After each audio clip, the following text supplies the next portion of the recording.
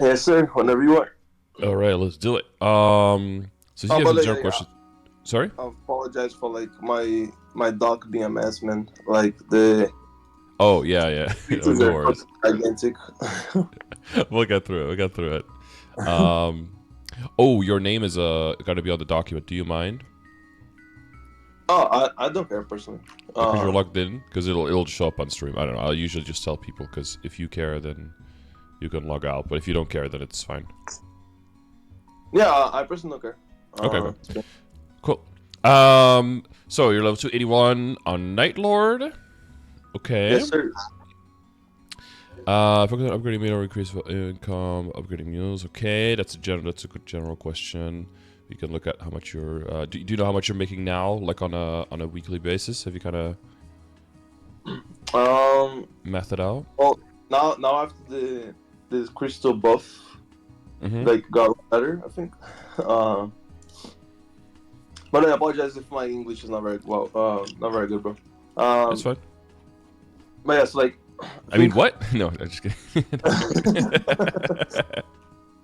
uh like So- I think like on Night Lord, like because I don't have that much time to play nowadays okay. because like Mm-hmm. bossing takes some time, right? Like my Night Lord, like I'm soloing Hard Saren, uh and I want to start soloing um like either like I want to start soloing Kalos, but like last night I tried it out and it was like pretty tough. But like I watched a video like the test and stuff. I was like, okay, like it's not that bad, I guess.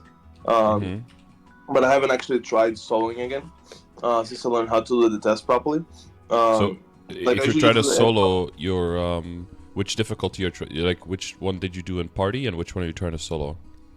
So I usually just clear end calls in party, Mm-hmm. uh, like every week, because like gives like double the rewards of like the easy Yeah. calls. So Mm-hmm. I'd rather just like save the time rather than like make more messes. Yeah. Um, Mm-hmm. so Well, so yes, like you're always looking for value for your character, right? And if the value is in Mezzo, it's very easy to see what that number is. Like if you do a boss mule and it makes you one build, then that's the value for your main character. But sometimes it could be harder to see what is the value of like an extra drop or a half a drop, right? Every week. You have to yeah. give that some kind of value as well. Otherwise, it's unfair comparison because you might say like, well, I want to do easy because then, if a grindstone drops, it's going to be all mine. But is it easier to get a grindstone on easy than it is to get 1/6 of a grindstone on normal? We don't really know that number. You're going to get half of the weekly progress, like you said, with Eternals, which is, you know, something that you typically want to invest some of your mezzo from your crystal into because that just speeds up your whole process of getting Eternals by like a factor of one, right? And then the money of the crystal, like you said, should kind of be like an afterthought because it's like part of the investment you make in your character is getting a little bit less on the crystal, but speeding up your progress on the other things. But what's making you want to do the solo instead? Is it just because you want to be able to control when the boss fight is, or do you just want the challenge? Or Oh, why would I choose soloing and Carlos versus doing what? so you tried soloing normal Kalos, not easy, but like the same difficulty. Yeah, because the Maple Scar for example, right? Like, doing Mm-hmm. end Carlos for me is super easy with like a party of six. Yeah, yeah. Uh, Mm-hmm. and the Maple Scar gives me like a 335% for easy Carlos if I was trying to solo. Yeah. Okay. Yeah. Mm-hmm. Uh, so I imagine like if I would try to solo, it'd be like extremely easy to me from to solo easy Carlos. I haven't tried it yet. Yeah. Um, but I imagine probably like I don't know how much of a run that is like 10 minutes or something like that. Like uh, not exactly sure how long that'll take. Okay. So you want to just see if you can take the extra time, if you could solo it normally, then you'd be willing to do that. Yeah, like Mm-hmm. I think it'd be more worth it for like I mean I don't know if like it's a min run and like I have to like do extremely well with the boss. I'm not sure. I never tried it and like I don't know how easy it is to do it with like a Night Mm-hmm. Okay. So um so yeah, I have to like try it out and I actually like be good at the boss.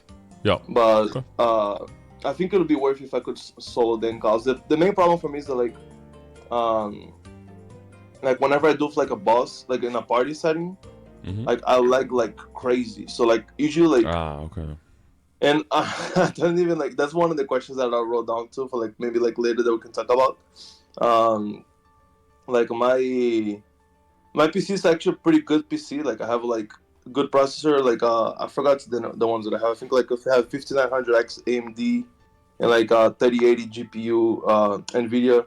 Mm-hmm. Uh, so like I have a good PC, but like somehow I feel like I'm always the only one who lags like crazy in party bossing. Like especially in Carlos.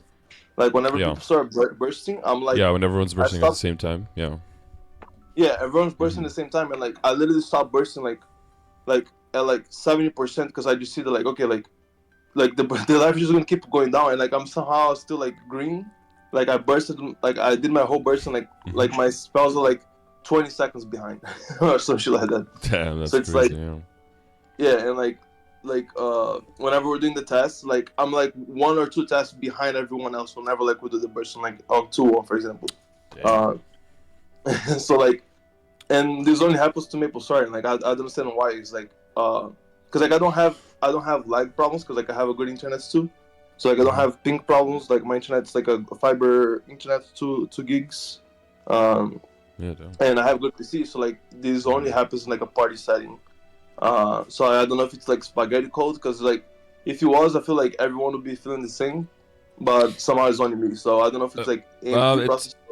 I think it's some classes that have it more. So, like on my arc, I've been starting to get it. Like we started doing Extreme Black Mage, and then everyone bursts at the same time, like big bursts and like multiple origins and stuff.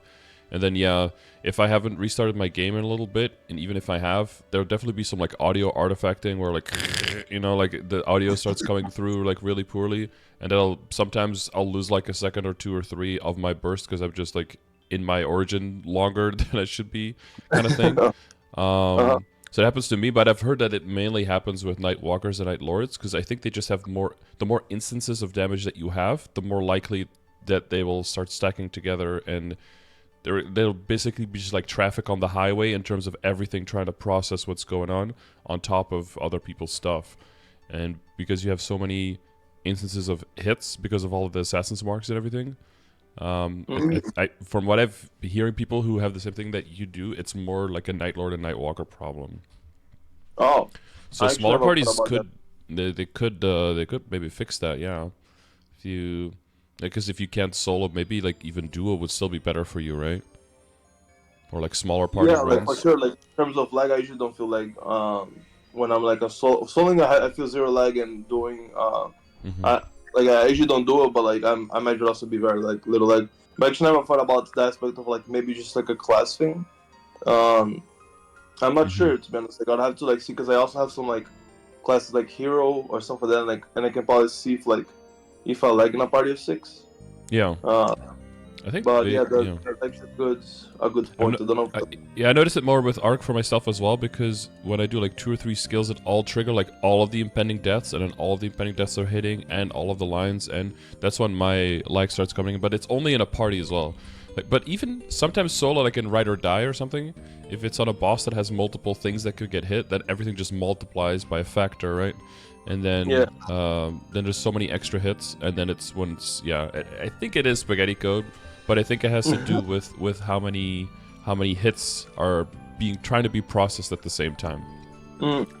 That's where I think Uh, the problem is. Yeah. So I mean, yeah, I don't know if the other Night Lords. Maybe have you checked out class Discord? See if anyone else has yeah, that because like problem there. I've talked to like other NightLords, for example, like Mm-hmm. that even that previous end calls run that I did that was like lagging like crazy. I think we Mm-hmm. had like three NightLords in the party, and I was the only one that was like way behind. Damn, they didn't have it. Hmm. Yeah, so like I'm not sure, like it could be a class thing, I guess, but like it always feels like I'm the only one who experiences it. Like I haven't seen anyone else like Yeah. experience the same kind of pain points. Yeah, they're just quite extreme. I remember that Kevin has it in my party, but he's a dual blader, but he sometimes has runs. Like I think his computer is totally fine too, but sometimes he'll just like his game will just freeze up, and he just has it way more than other people that I know. And his computer is fine, but it might just be something somewhere that just interacts with MapleStory poorly, and then Like one time he did a test. He started a test when we were already done and bursting again, and he was still jumping around doing the test. And one time he just didn't see the orbs at all, and we had to tell him where it was, and he somehow survived the whole thing by just following us. And it was that just happens. It's really hard to find like a solution for that. Yeah, man. Like I've already tried like reinstalling MapleStory. Tried like uninstall installing from like the regular client instead of Steam. Like I've tried a bunch of stuff like nothing works. So I don't know. Like I'll probably just like one day I'm gonna like whenever they release like the 5090, maybe I'll try to get that GPU and like just build a new PC or something, and then like hopefully that stops my problem. But like until then, I think I'm just gonna have to like mostly solo the bosses. Like I don't know. Sometimes like I've disconnected, for example, in the middle of like a black mage party because like I was just liking too much, and I think I just disconnected. But like recently, that hasn't been happening anymore.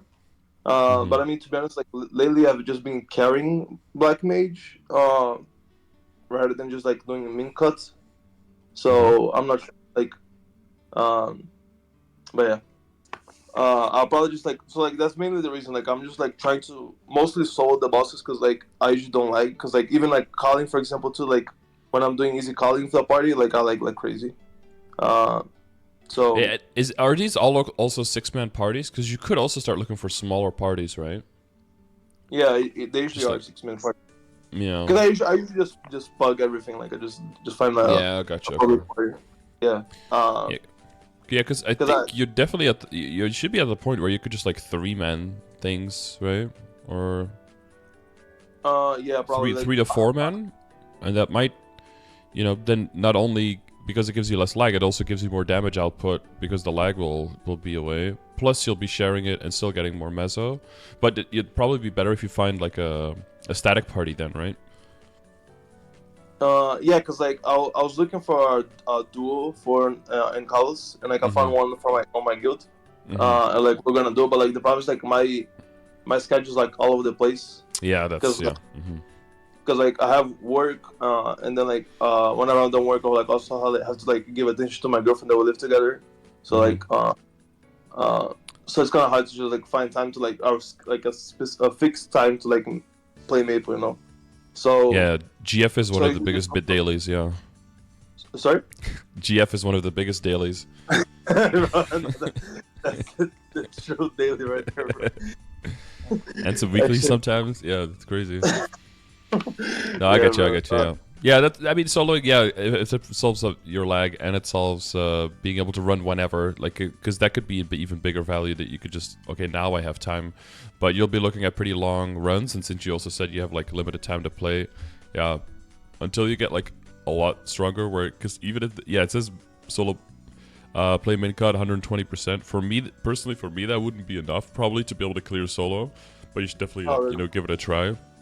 I usually aim for more like 140 to 150% for like a more reasonable clear for me personally. Oh, because I never like it's the first time that I'm using MapleStory, so like I never actually tried like comparing. Okay, like how does like 120%, for example, compared to my time, right? Yeah, exactly. So like I don't know if like this 120% is like this guy's like playing completely optimally. And like, if I will try to do it, be like a 90%, and it's like now I just fucking wasted like 30 minutes of my life. Is there anything on that level roughly that you have tried to solo before? Encalos? Yeah, like it says Heart Siren next to it with 216%. So then I guess mathematically, I would say if you solo that in a little bit under half the time, maybe. Yeah, I usually solo Heart Siren in 15 minutes, I think. Yeah. But that's like fully buffed and shit. Like even if like the ride or die like maybe no stones or whatever they're called. Yeah. So yeah, like Hearthstone's been like usually 15 minutes, stuff like that. Okay. So maybe it is like so a little bit over 100, but I think you would lose the Wild Hunter potion after 15 minutes, right? So then go up a little bit, but exactly. might be decent then for you, yeah. Yeah, but I think that this MapleStory takes that into account. I think, right? Yeah, I thought it took into account actual runs of people, right, to like adjust the percentages a little bit. But there's also been stories of in the past with like with times and tier lists and stuff where people have purposefully made the numbers look worse because they didn't want their class to get nerfed and everything. So I don't know how much of that went into the Scouter as well. It's kind of hard to tell. Because you should really just use it as a guideline and then try to do the actual thing, you know, and then see, like you said, like see how that measures up for you. And if the percentages are or at least internally consistent, then you can make an extrapolation from that. Like, okay, so if it's like 120%, that means I could probably do it. If it's like 95%, there's no way. Even if there's 105%, there's probably no way.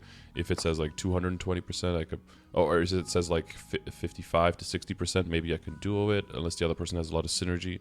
Because I mean, you're gonna want to get close to Extreme Lotus, right? But a lot of that is like, well, not a lot, but like some of that is going to be level, but some of that might be also the Hexa, right? Yeah, that makes sense. But also like the Maple Scardor that I took there, it's like I did it when I was like level 281. Sorry, 280, level 280. So I don't know if like, I think one level maybe like gives me what I don't know, like 4% final damage for Extreme Lotus. I don't remember how much it was. Either 2 or 4%. So I don't know if like how much that will like actually like, okay, maybe I can do it now or not. But yeah, that makes sense what you said about extrapolating the data. It's a pretty good idea. Okay. How did we get here? Oh yeah. So your first question was focused on upgrading the main or income by upgrading the wheels. So we were talking about the weekly income, right? Yeah. Do you know what your weekly income is? No, yeah. Sorry, I got super sidetracked. Yeah. So for my main, like my NightLord, I think I could probably get like 6 to 7 bill per week. Cause I never actually done the math on all the meals. Like if I usually can probably do bossing like 3 other meals in 2 or 3 other meals. And my hero, he's already liberated. I can solo Citene, but I get too lazy to just like, cause if I solo Citene, I'm taking like 20 minutes, I think, or something like that for like Dark Knell, 20 minutes for like 20 to 25 minutes. Like Vihila actually, like I don't even want to try soloing because like I sold Vihila for my liberation, and I don't have any healing femmes on my hero, so I was like, no, I'm not doing shit. Yeah, so, that's annoying. Well, you did it without healing like, femmes at all? Yeah, at all, bro. That's like, pretty impressive, bro. Yeah, you gotta get hit a lot and cleanse a lot, right? Yeah, exactly. Oh. That's how KMS needs to play that boss. Yeah, that's crazy, right? That's like what it's designed. Yeah, it's wild. Yeah, it's man, like Koreans are just built different. I don't know. Yeah, true. Having to do that every week without healing fence is like a pain in the ass. So like yeah, I did that too. Like I just have a bunch of duos set up for, even if it is already really fast, like duos for like Citene and Slime and maybe even Lucid and Will, just to cut some time off, or maybe solo one of those bosses. And then when I have a bunch of those duos, I also switch my characters around. Like if somebody gets a drop, like a pitched, and then I'll switch my characters around with someone else, and duo with the other person, as long as the characters are roughly the same strength, right? And then you can get priority for the drop on the other character, for example, once you start getting a pitch somewhere. But you have quite a lot of 260s now. Are all of these? They're all like around the same power. I guess the hero is quite a bit stronger, right? Because of the lib. Are the other ones all roughly the same power as well? The hero's a lot stronger because like I've also invested like all of the other ones are like pretty much like 17 to 16 stars on the equip. Like some of them, like the Nightworker, I put the Nightworker in the one I put like the CRE to like 22 or 22 stars. But most of like the rest of the gears like all 17. But like the hero have like a bunch of 22s. Gotcha. And I'm probably gonna try to keep focusing on the hero just like to shave more time off the bossing, but I'm not sure. Do you like, boss now? Like on a weekly basis, do you boss with like these 8 roughly, or even the buck as well? No, exactly. So like, okay, so that's, you don't have the time to. Problem. Yeah. Yeah, like I have all this like characters at 260. I was like, okay, like, I want to do a bunch of like 260 bossing meals. And I was like even like thinking of like I'm gonna like do like bossing meals that can solo BM, just to like have like minimal time on bossing of them. So like I just like finish like 30 minutes and I gotta get like a bunch of missile. But I was like, it's so much investment, and like my NightLord is Yes. just like it's too far behind right now for like the new content that they're releasing, like the Yeah. extreme Well, models and yeah, and it's going to take a lot of resources away from your main, right? Which you can probably still use it. yeah, exactly. So I was like, oh, Yeah. like I wouldn't be losing anything because like them getting more missiles, like I mean, them getting stronger, would, like save you more time, allow me to boss on them, or like just like take 20 minutes and like do a whole C10 rather than like take 2 hours to do C10. Um, Yeah, so I if you was want to like, oh, solo BM, you will also want to look at probably want to be at least level 270 and like hyper funded, yeah, or even like 275, right? So you're gonna have to yeah, get those levels, and levels past 260 are way slower than up to 260. So that's a really big yeah, investment. So what I do yeah, is I usually keep them in a certain stage for a while, so they can rake up like a bunch of backups, and then whenever a shining happens, you can make some big upgrades on them, and then that'll maybe be enough to push them to the next level. But then you'll still need to level them, but they'll be really strong for their level. So I think a lot of value in them now is if you boss on them consistently with what they can do now, and then with the yeah, backups you can send them past with way less money, right? Because then you don't have to safeguard, or you can make different choices with how you upgrade, and you will be able to maybe get some pitch here and there. So I think a good goal for like 260s is to get to what I usually do is do hard Lotus, and then even just like normal Damien, normal Lucid, normal Will, and then everything below that until I lib, and then I usually add hard Damien, and then if it's stronger, then duo C10A as well on top of that, or maybe if they're strong enough by themselves, but I don't want to do the harder bosses, I do like normal Gloom, normal a normal Darknell, for example. yeah. So, but I always try to stay like within that 30 minutes per character, right? Like you're saying, but do as much as you can within that 30 minutes per character, but only make upgrades not when you have money, but make upgrades when you have a lot of backups and there's an event. Yeah, like, exactly. I was trying to do the same. Yeah. With what I was gonna say, like most like the two hyperburns that I got this event was the Blade Master and the Shade. So like besides those two, and besides the Buccaneer, all the other 260s I can like solo, hard Lotus and hard Damien. And like I usually try to do all the C10 bosses, like all the like H Lucid and H Will and like C10A. I usually try to do them like on the other bosses, like all bossing meals whenever I have time, just to get the spares of like arcane boxes and like sometimes I get some pitches like on them, like the hero for example has like one berserk equipped and like another spare berserk, and like I have like some like Nightwalker has like an ET, like my Kaiser has an ET, like, but like I haven't actually upgraded them, but like just like I usually try, if I have the time, I usually try to like do those bosses just to like get the boxes, like the arcane boxes mainly, and then like that's good. just That's good value. So you just do like 6-man pugs and just like fast runs just for the Yeah. Okay. Yeah, just for the and also for like the Oz rings, right? Because like Oz rings like Yes. so much Yeah. damage.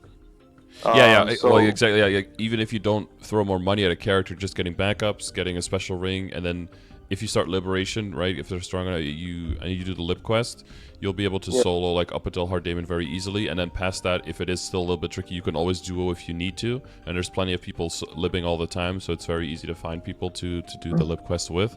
And then that funding will take a lot of mezzo away from needing to fund these characters, but still make them a lot stronger, where they can do C10A solo in a less time. But like for BM, you're always still just going to be on a level deficit. Like getting into Darknell, because he's 265, is not going to be that crazy, those 5 levels. But Black Mage being 270 and 275 is just going to be too much, so you're going to need levels.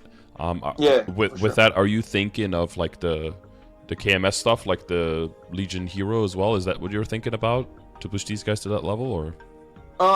Yeah, so I'm not even sure how much XP that was gonna give, because like I've only learned about that recently, and but like I'm 100% of you like on that like level is gonna be the biggest factor on the Black Mage.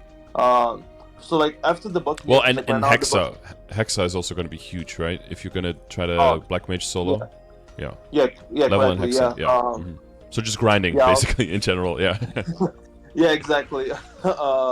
I was thinking like, oh, like whenever I get my NightLord to max Hexa, I'll just move on to the next boss emu. But it's like I can see that I never finish Hexa ever No, because like they don't two stop like with masteries, yeah. And then if the two masteries are almost maxed, then you get a new skill, and then maybe a new common skill as well that you'll want to level. And then when those are almost maxed, they'll throw out like 2 more skills for every class, and then yeah, you'll never be fully yeah. done. But you will get to a point where there's like a reduced efficiency in the fragments that you're spending, right? Where if you do get like for you, I think for the main, that main jump is once you can get if you can get to the shift from like duo to solo extreme lotus, where you technically can, but going past that is very, very difficult. When you get to the point where you can definitely do like C Kalos with your party, maybe even down to like a 4-man, when you technically are like a min cutting for a hard culling, when you could do extreme BM and normal limbo, like when you're at that and extreme Seren, the jump past that to right now to like hard limbo extreme, that jump is like insane. And if you can get to this point where you can technically like min cut this, that's probably where your Hexa as well is going to give you almost no more value for doing it. It's just going to make that slightly easier, but not even noticeably. And I think then fragments and other characters are going to give you way more value, especially if you're trying to build up into C10A and potentially into soloing C10A. Okay. Because I think it's that jump, right, from 260 to 265, just that extra damage on Darknell, just that extra final damage on some bosses, plus 5 levels of fragments, I think will be a huge difference in level of in terms of funding the character versus spending money on the characters. Wait, sorry. Say that the part again. So if you were to go from like 260 to 265 on the characters, because you know you eventually want to go for Black Mage and be able to do it on the characters, I think that funding of the levels plus the fragments that you make while you're training, assuming that they all have drop rate gear, right? So that's maybe something to invest in if they don't have that yet. Then that is going to give them way more. The damage that you gain from that is going to be way more valuable than any mezzo you could probably spend at this time.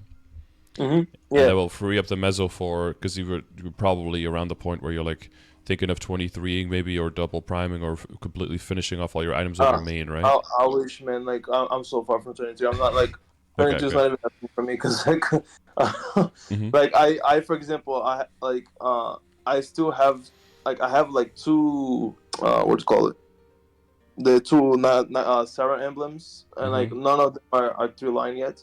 So like I have a regular 3-line like regular emblem with like 3-line attack that like I got super lucky on, and like I've been using that for a long time. But like I literally cannot upgrade it to the Sarah emblem until I get 3-line attack. At least like that's my understanding. And like yeah, less set bonus spent, hits, like, but it would have to be really high set bonus, yeah. yeah, exactly. So like I think I already spent like 40 bills, something like that. Like I still haven't gotten the 3-line attack. Yeah. So like I'm so far from like 23 doing 23 stars because like I still have like a bunch of upgrades to make.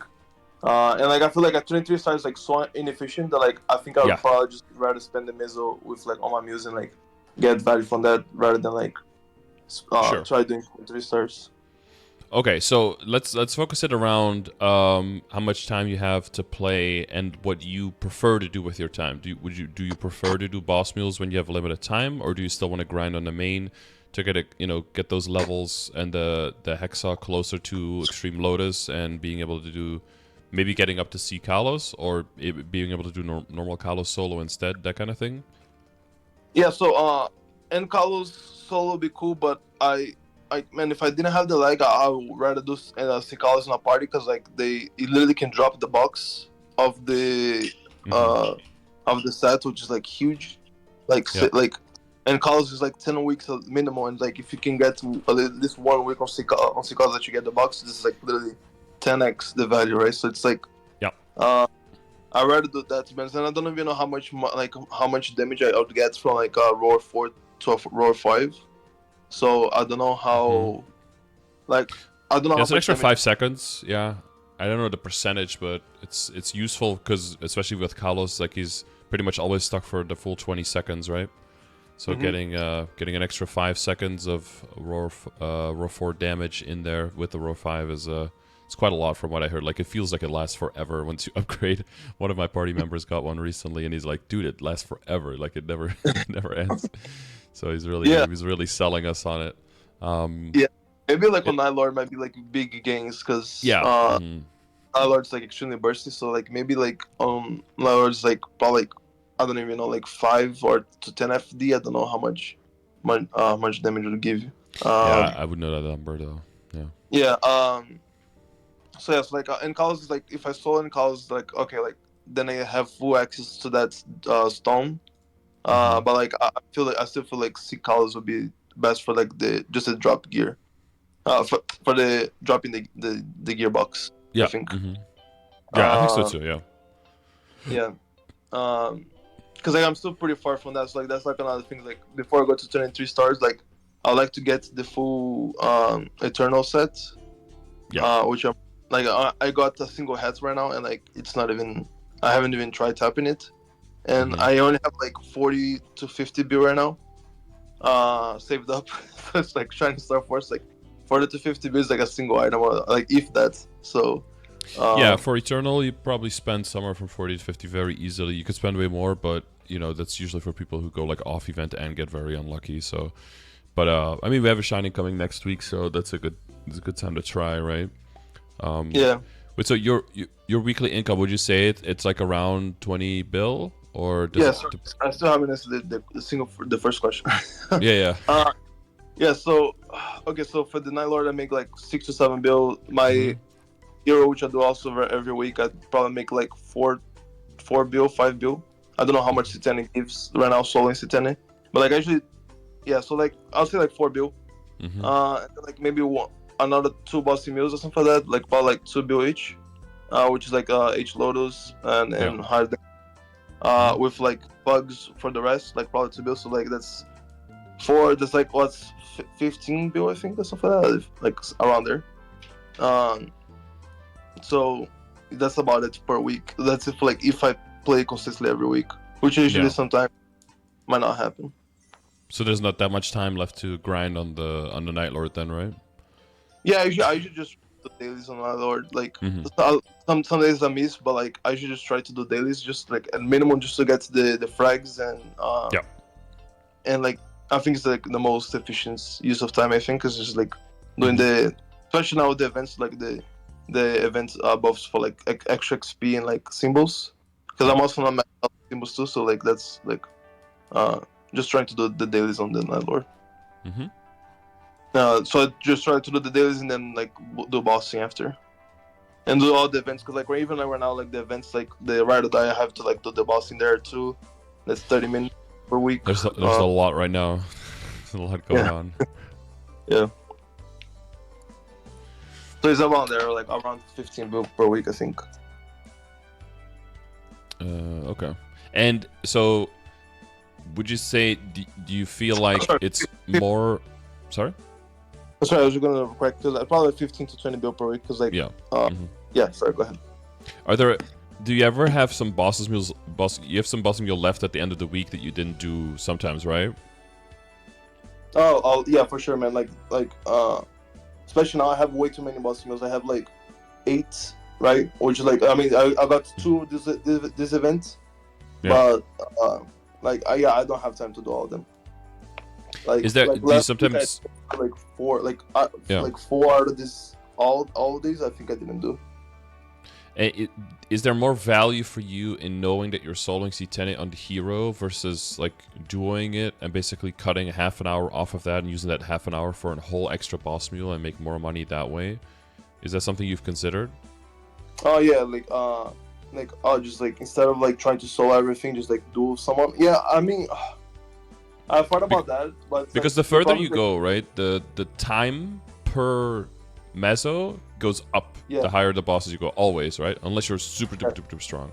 So if you really want to get like pitches on there and you do want to get it far and it's like your secondary, then you know the more you solo on it the better, right?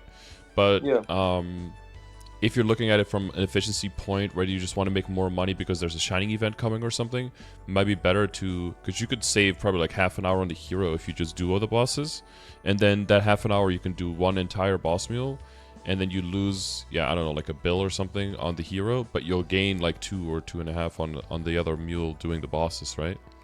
Yeah, that makes sense. Yeah, So so not like like you have to, but like depending on the week, maybe you make one yeah, choice over the other. Yeah. yeah. The main issue is that like I'd have to find like a like for me to think that would be worth it. I'll probably have to find like a duo, Hmm. like a stack duo, like you said, right? Or just like that way I like if a pitch drops, then like at least like okay, like next pitch drop is mine, right? But like Hmm. if I'm always having to plug because like of like my schedule, just like which is all over the place, then Yeah. like I feel like I'm not getting those pitches ever because like then it's all luck, right? I mean not ever, it's like 50% of the time, but uh, Hmm. like I'd rather just like get 100% of the pitches and just like spend more time, I guess, and then just like guaranteed that way. I think.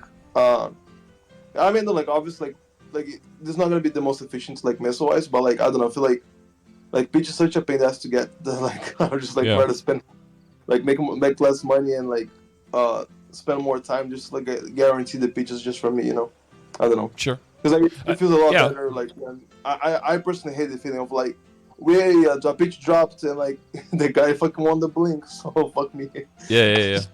No, I 100% get that. It's just it's good to be just like aware of the price that you're paying for that again, right? Because we talked about in the beginning about like the value. It's very easy to see the value of Meso, but like how much are you valuing speeding up your progress on Eternals? How much are you valuing a higher chance of pitch that still have a very low drop rate, right? Like how much are you valuing that versus valuing your time when you have a limited amount of time to play? Because it's possible that you don't see any pitch, right, for like 2 or 3 months by soloing, and that over those 2 or 3 months you've actually given up like 1 billion or 1.5 billion a week in extra crystal value by running it solo versus duo, and then over those 3 months you will have like invested basically about like 20 bill in trying to get more pitches but not have gotten it. That's Yeah, that that's makes that's sense. that's a possibility, right? So sometimes it's good to reassess. Like even though right now you feel like okay, well the hero is definitely like my secondary character, and I'm going to get stronger on it. And I want to get pitches, so for that one I'm going to do it. But it's also good to just to double check on that. Or once you hit a pitch, right, then you can also start saying like, oh, I'm going to do exchange carry duo with someone else. Like I'll duo with someone else, they can get priority over the pitch, and then I run with them with another character, and I get priority over the pitch on that character. Then once you get the ball rolling, then you can start leveraging the value of whether you hit something or not as well with other people, right? Yeah, that's actually a good point. And as long as Yeah, you're I not don't. capping crystals, then you're also not losing crystal value because then you're basically just selling half of the crystals, right, that you otherwise wouldn't be doing, and then it'll still put one crystal together. Yeah, that's true. Yeah, I'll maybe do that. But then main issue for me is like finding someone that like also has like a hectic schedule. Yeah. I don't know. Hmm. Yeah, that you could Uh, just hit up like, hey, you got time in like 5 minutes, and they're like, oh no, but I can go in like in like 45 minutes. You're like, okay, and then you can plan around that, do something else real quick. Yeah, yeah, someone. But it's good to have a few people like that, so that there's not like pressure on one person. Like you feel like you're letting the other person down, but it's like, okay, can anyone run now? I mean, I think that's what guild or alliance. That's why I think a lot of people want to look for like a guild with people around the same level. So maybe it's someone else's main with your side character, or your main character with someone else's side character, right? At this yeah, point, there's a lot of people in a lot of different places in the game, but everyone has a lot of characters at a lot of different places that can probably do certain things. Like some people's libbed secondary characters are like way stronger than other people's mains, and then some people's, yeah, it's all yeah, over the place, right? So it's just like, hey, is anyone around like 100 mil CP or something want to do like a quick C10 duo? And then once you find someone, and it goes well, it'd be like, hey, you want to do it regularly, like you have some time, and you just hit them up on Discord. It's tricky though to get started. It's definitely tricky, especially the more hectic your schedule is, the more annoying that is. But all you could do is ask, right? You can reach out, and then they're like, oh, do you want to run? You're like, oh shit, I already ran on my character. Oh, but I can run on this other character real quick. Boom, and then you do another one. Because I think you're like your Kaiser, your Shadow, your Nightwalker, your Dawn Warrior. They seem like they're probably all pretty strong as well, right? They're like decently strong. yeah. They can solo hard Damien hard lotus. Yeah. About like 15 minutes, I think. Hmm. And like yeah, I mean I could probably just do this normal 10 bosses, Yeah. Yeah, But that's a lot of time per money again. yeah, exactly. Yeah, yeah. Yeah, I would pick like Yeah, my very exactly. strongest, maybe do that, and then on the weaker ones, just. But it's good to get those guaranteed crystals, right? Because you're not getting reaching 180. So if you just get your guaranteed crystal, um, even the really really low ones, you could probably do even on lower characters, probably in like 10 to 15 minutes. Um, that'd be good guaranteed money. But yeah, like you said, you have a limited time. But that's got to cut into if you want to focusing more on like the weekly income, which seem like you are going to take time away from your main in terms of getting levels and getting the hexa built out completely there, right? That's gonna Yeah, slow I that down. usually never like if you're talking about farming, I usually never take the time to farm on my main ever. Like Yeah. I just do the dailies and like I do bossing after that. Like that's been pretty much my last 3-4 weeks is just like dailies and only bossing and like doing the events like ride or die or like that's usually what I have time for. So Um, is your main goal now right now is it just upkeep and trying to get the hero a bit more established first so you can do more, or do you well, still yeah, have so like the hero is not even like the hero I wasn't even like looking at as like a second main. I was just like okay, Mhm. it's bossing because like I wanted to see like what do I make on my second like that's one of the questions that I had to raise like which is like Mhm. should I change my mains because like I heard that like NightLord sucks for the like new bosses they've been releasing like calling like I heard like NightLord's like literally does nothing for calling uh and You have to play around it. It's good for Culling, but Culling is more a DPM boss, and it's a bit spookier to. It has to do with like the areas where you stand, and you have to be really close if you want to. Have you've done regular Culling, like normal Culling, or easy Culling? uh Sorry. no, I've done party on easy calling and like Mm-hmm. according to the Maple Scardor I could solo easy calling Yeah. pretty easily so I'm gonna try doing that this week Mm-hmm. because I never tried it before and like I was like watching videos to like learn the mechanics and like actually Mm-hmm. seeing how I could actually solve this. Do you have a But do you have a cur ring? yeah, I do. Okay, okay. Because yeah, a lot of Yeah, it is about being really close on top of the boss, right, to make sure your spread throw hits, and that's of course going to give you a lot of your damage. But then being in a certain area for culling, like the changes the gauge, right? So you probably have to prep the gauge on one side, and then have it go really high, and then go to the other side to like make use of that higher gauge, and then lose it again because of your range of your attacks, basically. like Uh, prep the gauge on one side and then go to the other side. What do you mean? yeah, because you have all the way on the left, all the way on the right. Like when you're in P3 is going to be the hardest part, right? Oh yeah, I have no idea how I'm gonna do P3. Yeah, so So I think you stand on one side basically until the gauge goes very high, and then you have to go to the other side so that you basically like bouncing the yellow gauge back and forth within the tiger and within the bird phase, oh right? I see. So it's completely different than like doing like a party setting, which is like you stay in the middle and then you Yeah, just because attack from the middle. Culling's going to be on you, right? So as soon as she gets to you on one side, you're going to have to go jump all the way to the other side, and then so that she has to walk all the way to you again, and then probably the gauge is going to also be on the other side of the yellow, and then when she gets to you, you go all the way to the other side again. That's probably how you're going to have to do it, if I imagine, because you want to be really close, especially for your burst, right? So you want to make sure you Yeah. time it that you can stand in there and stand in curring. But even just standing in there is still going to give you gauge, so you want to have a buffer on the gauge every time, probably around like, I'm guessing like 750 to 800 or something, and then go to the other side and go make it go down at like 200 to 250 at the most, and then switch over again. Kind of depending on how quickly Culling moves, probably. Okay, I see. That yeah, Yeah, I that's never tried.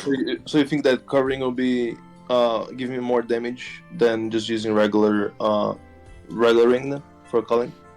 during because during the burst it'll make sure that you have that Ten you can extra seconds stand in there, or not take extra gauge, and not get yeah. disrupted in your burst at least for an extra 10 seconds. And you can use Origin and well, you could use a combination of like Origin and a Genii frame and curring to basically have up to 30 seconds of free burst, right?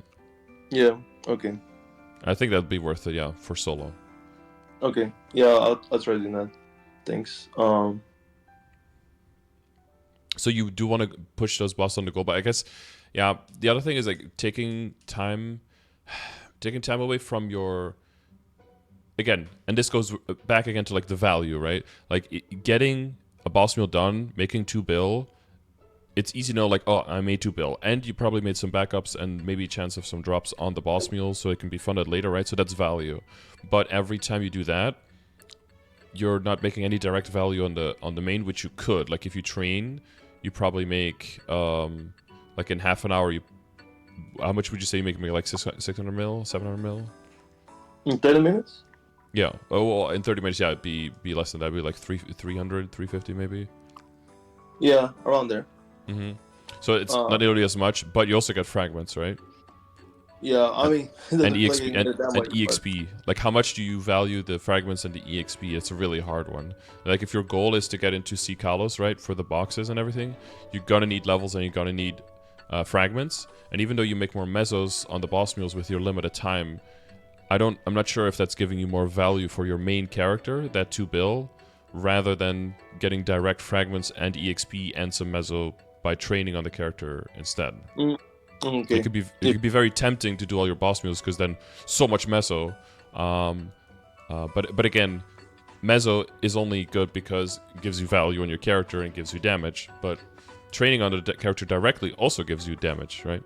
It's just not as noticeable. It's it's harder to compare the two. That makes a lot of sense. Cause like I said, like since I don't know yet, like if, cause like I said, like I heard that NightLord sucks for calling. I heard that NightLord sucks for Limbo, and I'm not sure about Extreme Lotus. And I don't know, like they released a new boss now too on Korea, and it's like I don't know how NightLord is for that new boss, right? So it's like I wasn't sure like if I'm gonna switch mains. Like I was planning on like, okay, parking the NightLord at 285 and trying to see like, okay, which class would I go for the next. Gotcha. And it's like if I'm gonna switch classes, then like if I have a bunch of spares on all these other boss meals, then like I can make that switch a lot easier. Yeah, and, yeah. like, If something hits roar and maybe some pitches, then maybe, and you like them equally, then that can be the deciding factor to switch to that one instead. Yeah, and it's like a class that like actually performs well in the end game bosses, right? So it's like I think I haven't heard. So, sorry, I don't mean to cut you off. Oh no, it's like I just like I that's only the reason why I was like, okay, like that's also another benefit of like getting all these like spares and stuff like that on these other ones, because like I'm saving a lot of time too, like in case I want to switch mains to whatever other class, and like yeah, and I was like kind of prepping in case like if I want to switch. I got you. Like so I personally haven't heard about NightLord being bad at all of those things. I have for pretty much all of those bosses, I have a NightLord in my party, at least. And then with those NightLords, I know that they are doing Extreme Lotus, and they're doing just fine as well with that. I think one of the first Limbo clears had like NightLords in it as well. I haven't heard that they do poorly at Limbo. I mean, I think most of Limbo you have to be pretty close to the boss and stay on top of him. So that's where NightLord does well, as far as I think. I mean, I think it has more to do with the team synergy and whether your whole party is like a 3-minute party or a combined 2 and 3-minute party, because then it gets a little tricky, right? But if you can make a synchronized, synergized 3-minute party, I think NightLord still has like one of the most destructive, if not the most destructive bursts in the entire game, especially once you hit the roar 5. But even with the roar 4 already, it's like really, really high. Normal, you went to Limbo, you went to double bind. Yeah, I think the binding is the same as in Kalos, so you do get more time with your spread throw than in Kaling. In Kaling, the main problem is that you can only burst the boss for up to 10 seconds, right? So that gives you way less time to get your full big burst in. So that's one of the reasons why in Kaling, you'll be inclined to use your curring more and stuff like that, and rely more on the limited iframes that you have to get your burst done. But then you have to be very close as well, so that fucks with the gauge, and that makes it a little bit annoying for NightLord. But I think there is definitely a shift, especially in Limbo, towards more DPM-heavy characters, because a boss that's always targetable and always there is just easier to get like way more damage in for DPM. So there's definitely somewhat of a shift away from NightLord being as crazy, much better than everyone else at things. But I don't think that makes NightLord bad at it, or like considerably less good at it, like worth dropping for that. So maybe I need to do more research on that as well. But I haven't really heard that as feedback as like, oh, NightLord is like completely falling off now, because there's still a huge benefit on NightLord compared to KMS as well, with the extra 2 ranks of attack speed. But there is a shift with the smaller parties, and with the more DPM heavy bosses like Kaling and with Limbo, that there's definitely a shift away from NightLord's supremacy. But yeah, I wouldn't say that makes your character bad in that terms, That's good to know. I was like, because like I think like all the utility that NightLord brings, I think like my understanding, right, of why NightLord was better is because the utility that NightLord has, all the kits, like it doesn't do much for the late game bosses. Like, the Untouchable doesn't do much for like, I mean, Saren, like Saren doesn't matter that much. I guess like I don't get anything out of Saren. But like Carlos, I don't feel like it does anything. Well, there's Extreme Saren later, right? Yeah, I don't know. Like the Extreme Saren, the only use for Extreme Saren, I think, would be like upgrading the pitch, right? Well, what is the? Yeah, sort of a pitch upgrade. Yeah, for Augment. Yeah. Okay, that's it. Yeah, so like only Extreme Saren then, but like for Carlos and Calling, I think Untouchable doesn't do anything, and I don't know if like Limbo does or not, or in this new boss that came out. You bring a lot. Then, you bring your big burst, right? That's you get your teammates out of the boss fight faster. That's the utility you bring. I mean, you have your frailty curse, right? There's a slow on that. I don't know how much that impacts some bosses a bit more than others. Yeah, I think like the only thing is like gonna be the frailty curse, because like I don't have iframes besides my Gen A weapon and Untouchable and. That Dark Side, I think like none of those do anything, right? Unless I get you. Yeah. Mm-hmm. Yeah, so that's the aspect of like, okay, like NightLord doesn't have iframes and it doesn't like bring any utility to the party besides damage. So it's like maybe it'd be better to like switch to another character that has like more iframes or like more better survivability, more like the same amount of damage or even more sometimes. But like I wasn't sure about that. So, well, most parties end up playing. I guess for Limbo it might be a bit different, and for Extreme Lotus it's definitely different, but most parties do end up playing like full party size and end up playing mostly like 3-minute burst time, so you're gonna be kind of stuck to that. If you go for 2-minute, like with the hero, you're gonna have to deal with desynchronizing from your party. You're gonna have to deal with, do you just play on burst on 3-minute anyway, but then with a 2-minute burst and then lose a whole lot of damage, and you're never going to get to any level of burst that would even become close to what a NightLord does, right? So you're going to have a lot of buffing and party utility if you want to even make up for the damage that you're not gaining from the mage. This might also be a case of like, you can definitely see the flaws in the NightLord because you've played that forever, and it seems like a lot of other characters don't have those flaws. But as soon as you get further with those characters, you'll notice that those characters just have another list of flaws that maybe you didn't know yet. And you might be like, well, if I could choose between these flaws or the ones that the NightLord have, I think the ones that NightLord have is still less bad, right? But that might be a thing that you just have to kind of... Exactly. So it might have to do with just right now not knowing yet the depth of pros and cons of all the classes. But you'll figure that out eventually.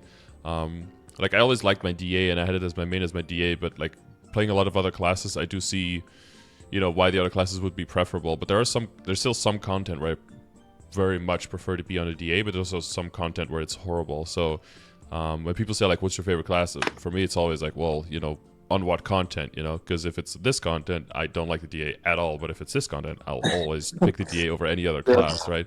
It's very, very specific. So that's why...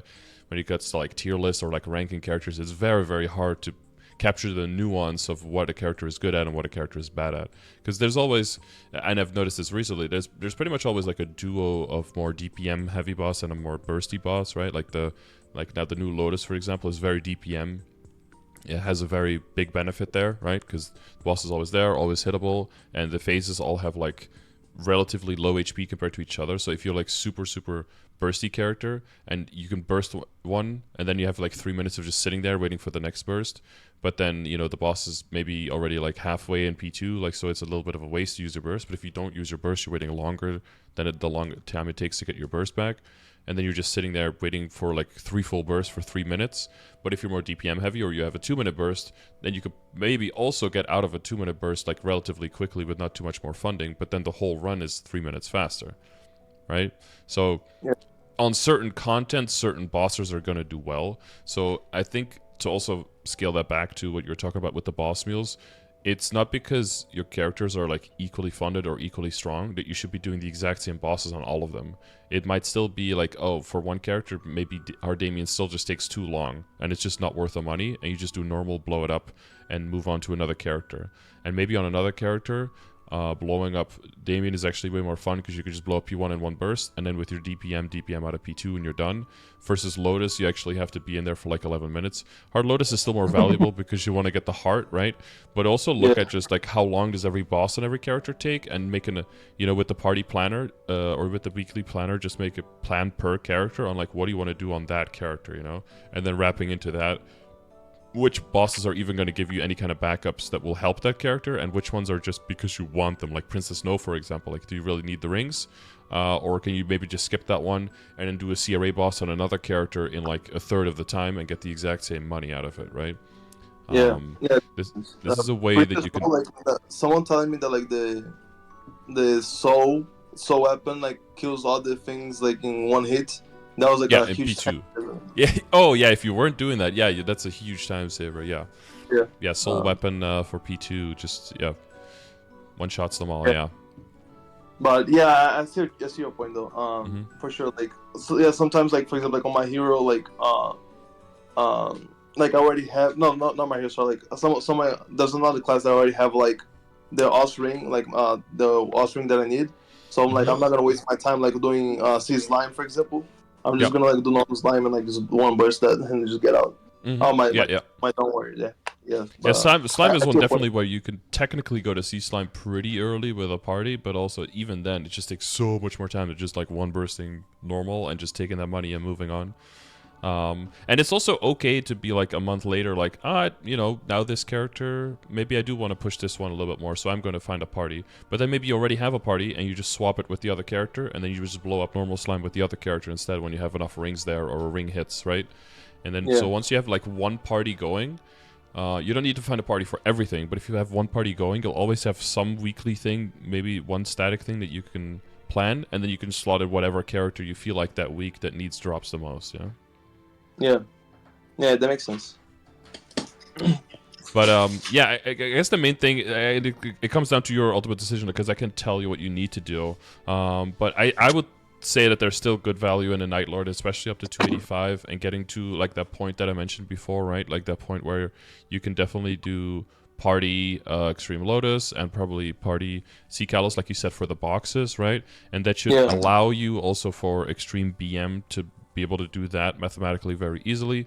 But like the jump up to hard, and then the normal limbo and hard, they were a little bit ordered weirdly here, because like some of these are like way easier and way more difficult. I don't like this order, so I usually go off of my because they also have some 4-man and some 6-man parties in there, so it's a little bit cluttered. So usually I go like around that point here where you basically everything up to like here, right? I think getting to this point, I think you can get there reasonably by just like daily progressing. But I would try to see if you can squeeze in like just a little bit of grinding every day, and then, you know, finish the things within, just to make that a little bit more consistent to get there for those levels. Again, not as much for the levels, but for the fragments. You're basically fragment farming, and you're getting levels while you're doing it, right?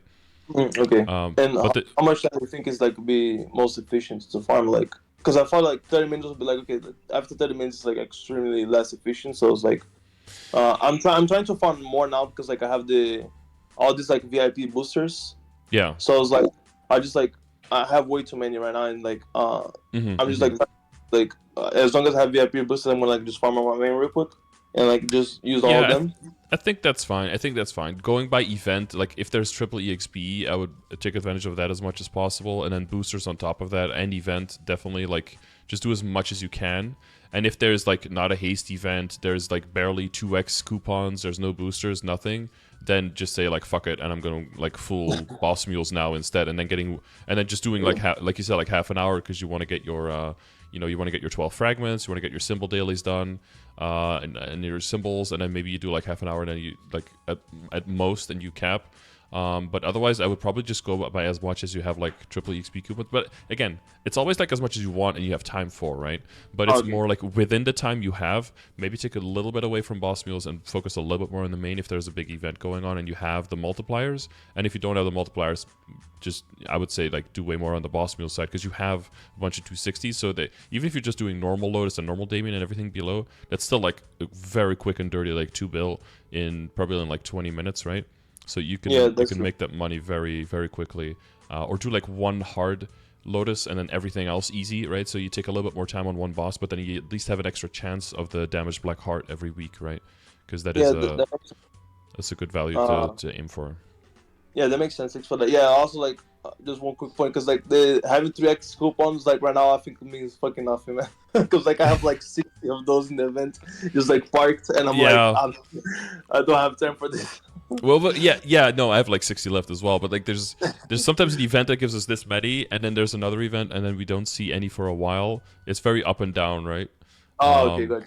Yeah. But like now we're getting like too many, and then there's an event where you get none. It's like, ah, shit, maybe I wish I had used those triple EXP coupons last event. Like I don't know. But there's definitely the level of how much are they baiting you into trying to grind more, and ultimately you have to be the own keeper of your time and your value. But I would say like whenever there's an event, do kind of make sure that you replan like your focus. But I would still, I think your NightLord is still poised or positioned in a very good slot, very good position to get to the content. I haven't heard much about like NightLord. Like the gap might be closing with other characters, right? But I think they're still like Lord and Master like way on top, easily top 5 on like what people want, just because of that insane burst that they have. As long as you pop it properly, yeah. Oh, cool. Yeah, thanks for the tip. Yeah, I actually that encouraged me to keep going on NightLord. I think I'm just gonna push this to 85 and see how I feel about NightLord. And then like if the Endgame boys are actually doable or not, and like then I'll keep pushing. If not, then I'll probably just switch mains because I'm not sure yet because I haven't done those bosses yet, so I don't know how they're gonna be. Yeah, it might be surprising in a good way, and it might be surprising in a bad way. Like you'll know when you do it. Yeah. Yeah, I definitely enjoyed like NightLord though. It's like the thing that sucks is like having to wait 3 minutes for the burst, but like I do enjoy like the mobility and like certain bosses like I just really enjoy like having the untouchable like makes things quite easier for some bosses too. So yeah. Yeah, there's a lot of ducking you don't need to do when you're. Yeah. Well, I guess we wrapped up a bunch of your questions here together in one, right? Yeah. So the main one, I guess, like if I'm gonna go for the NightLord, then what is the upgrade path? Like that's that question there, right? What is like how should I go about using my messages on my main? Sure. Yeah. So right now this is for your mobbing. Your mobbing set is like fully complete. Yeah, like I mean, in terms of like drop rate and meso, like 100 meso, 200 drop, yeah. Yeah, like those I have like 200 drop and like actually like no, sorry, I have like 180 drop with when I'm using the pendant, the Spirit pendant. Yeah, the Spirit pendant. Yeah. Like with that I have a 180 drop instead of 200. But if I don't have the pendant, then I have maybe I should get like one extra piece of like double line just to get the I would say there's like 4 steps, right? One is just like meso and drop combined, like 5 and 4, and then step 2 is like making a full 200% drop 4 boxes, and then step 3 is making a hybrid set, and then step 4 is making like perfect hybrid set around. So what some people do is they make a set around a Spirit pendant that also works as a set around a continuous ring, so that when you're doing the bosses, you can switch to your your drop preset, but keep the continuous ring on in the same slot, so you don't lose the 2 minutes every single time switching from drop and meso gear. Oh, that's pretty. Actually, no, that's pretty cool. I never thought about that. Just Yeah, have that. that's like the final step basically. So you're right there at like finishing that last one up. And in terms of like total money from your account, that shouldn't be too much just to wrap that up, and then you have a full perfect set around that. So that's probably a thing I would advise to just finish.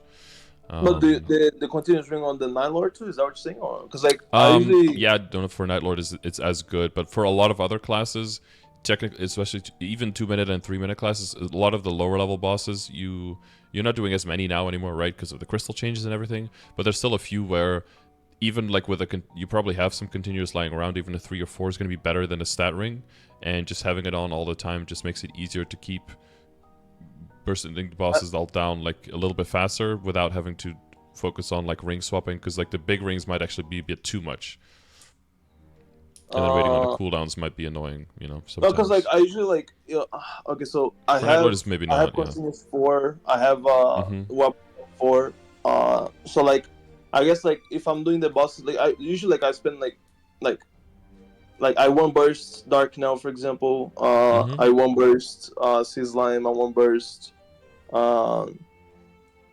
like all the everything below Dark Knell. I think I one burst. Like I mean, except Vihila. Like I usually like have to two burst.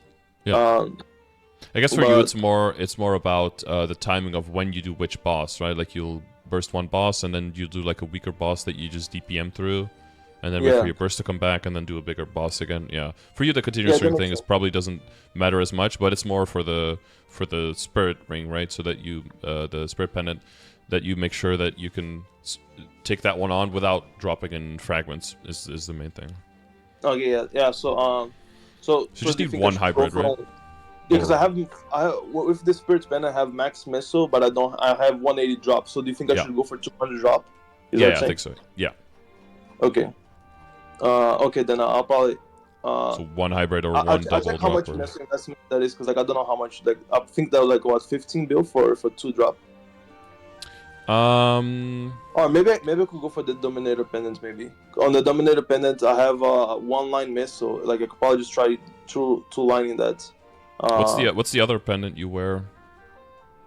uh, Oh, the greed pendant? Yeah, you wanna yeah, you should use the grid pendant whenever I don't have the prepared spirit pendant. Yeah, maybe I'll to yeah, try gotcha, doing it yeah. because that one has Yeah. like 80% luck, so that's why I kept it. Mm-hmm. Maybe I'll try doing uh maybe I'll try doing like 2 line on the Dominator and see if I can get an extra drop. if you can get hybrid here, that technically is very cheap. So I mean, you know, the problem is when you're looking for one specific combination of lines, right? It's always going to be way more expensive than the average, because the average has a bunch of variants that yeah. So, but Yeah. yeah, that should be doable in like under 10 bill. So that'd be the goal. Okay. Okay. Yeah. So like, but Yeah, someone in chat yeah. is So saying I have, about like needing the damage and training in the higher level maps. I guess because of the have you like where are you training now, and are you able to like clear properly because with your assassin's marks and everything? yeah. I usually train the level 282 monsters right now. I mean, I'm sorry. I was Okay. training on level 280 monsters when I was level 280. Now that I level up to 281, I think I'm Mm-hmm. just gonna train on the 282 monsters. Mm-hmm. To the mobs. And like I usually I don't have problem like killing the mobs. Like I Okay. usually full clear the map like without a problem, because like I have all these like what the hexa skill, the common skill, I forgot the soul. So yeah, Yeah, this is a so 10. Yeah. Mm-hmm.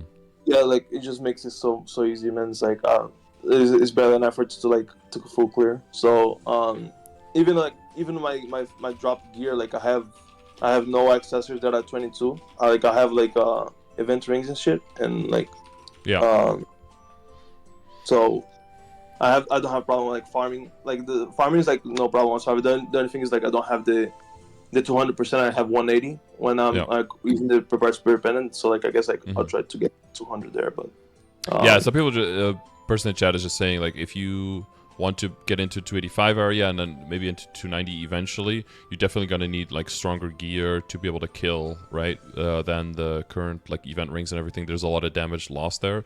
But I think what will happen for you probably if you're going there slowly as more of a daily gamer, what'll most likely happen is once you hit pitch, there'll be a bunch of like strong items right now that are damage gear now that'll become like unemployed, and then those can start filling up the slots of your current drop and meso gear ring and fill up the slots, and that'll make you a lot stronger when you're mobbing as well. So you don't have to go out of your way to make like 21 or 22 star stuff for it, right?